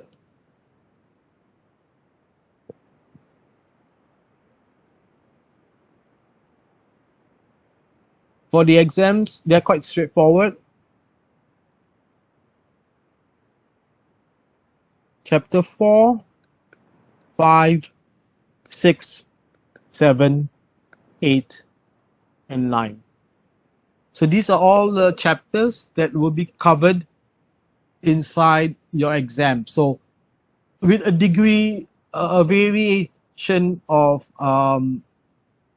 frequencies, that means it could be a single question asked in section B from one topic, or it could be multiple questions asked in section A, but no questions asked in section B. Or it could be the case that it appears in A and B, right? So, but normally topics like relation, there isn't much to ask in essay. It will be more to MCQ. So that's section. That's chapter 7. Chapter 6 is on induction. Induction is hard to ask in MCQ. Basic step, inductive step. So normally it's a question you ask in essay. But not to say there are no questions that can be asked in MCQ. MCQ will be just a theoretical question. What are the two steps used in mathematical induction or in strong induction? Questions like that, very basic ones, right? My favorite topic, chapter 4 and 5, this actually is considered as one topic. I only broke it down so it doesn't scare students. So that one will ask, I can ask all over the place, right? So yeah. So essentially, these are all the topics covered because these are the new topics that we are teaching to students for discrete math. Chapter 1, 2, 3 are what you have already acquired previously up to pre-university level. So that's why we don't ask you again. So these are the topics covered for final exam. That's it, class. I just heard the call for prayer, so I guess students in Kuching and Kota Samaran and such, they would like to leave for their prayer, already left. So I think it's best I end now. Anything else? You can post it in the, I don't think there's anything else for me to explain about the final exam question. So anyway, there is no test 3 for those who came in late because I already isolated the questions down to 5 to 6 questions that were asked from the old test bank. Not to say old test bank, it was generated as export.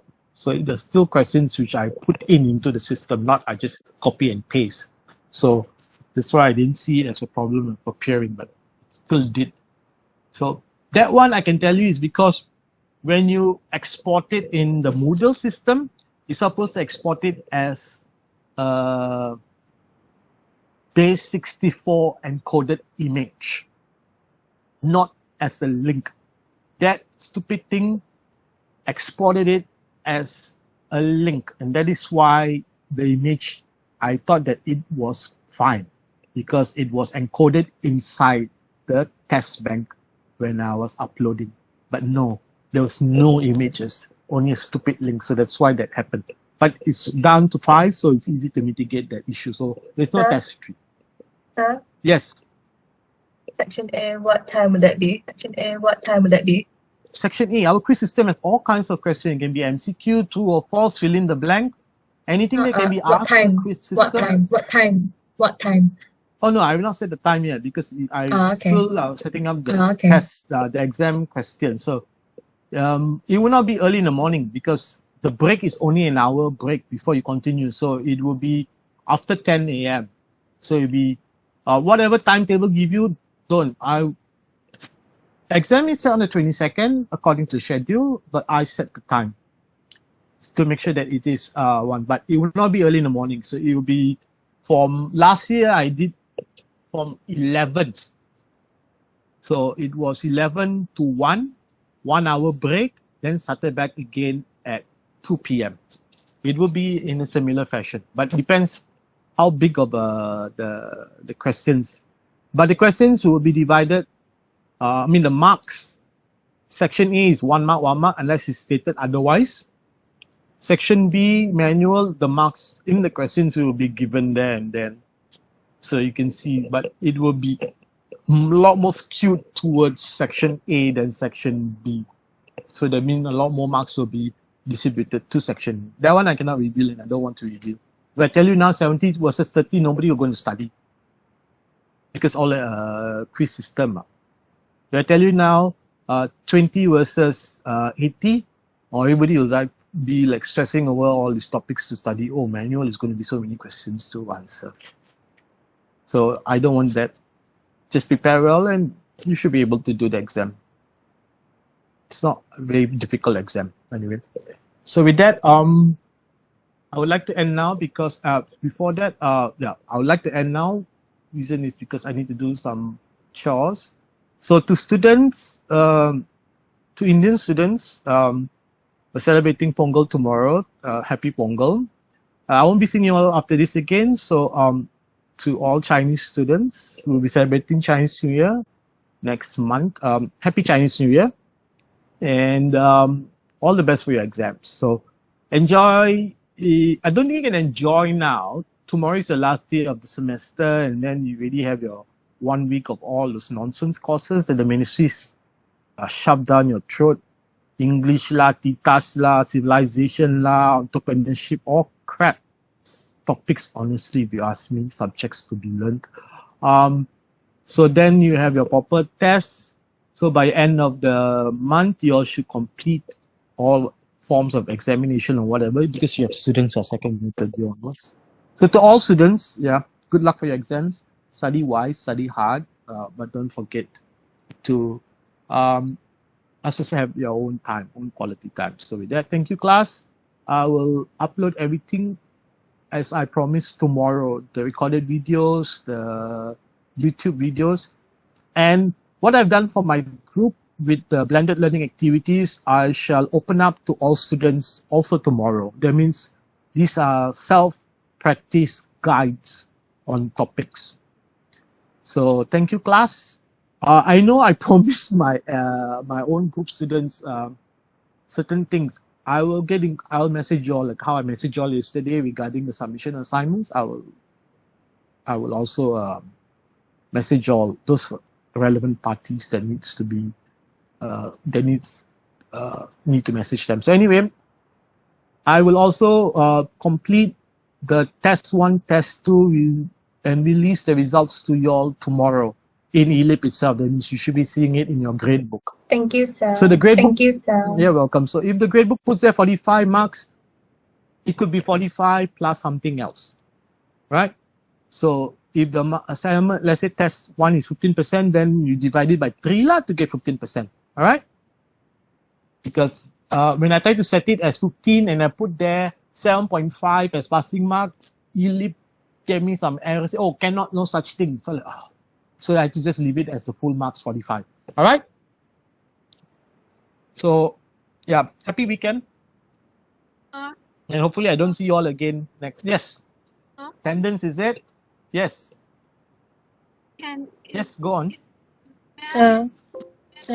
Yeah, I can hear the student. Yes, what do you like to ask? Request for the QR code. Yeah? Can you see the QR code now? No. No, huh? Oh, you can only see the slide. Hang on, let me share that. All right. Thank you, sir. Thank you, sir. Thank you, sir. You're welcome. Thank you, sir. Welcome. Thank you, sir. Thank you, sir. Welcome. Thank you, sir. Thank you, sir. You're welcome.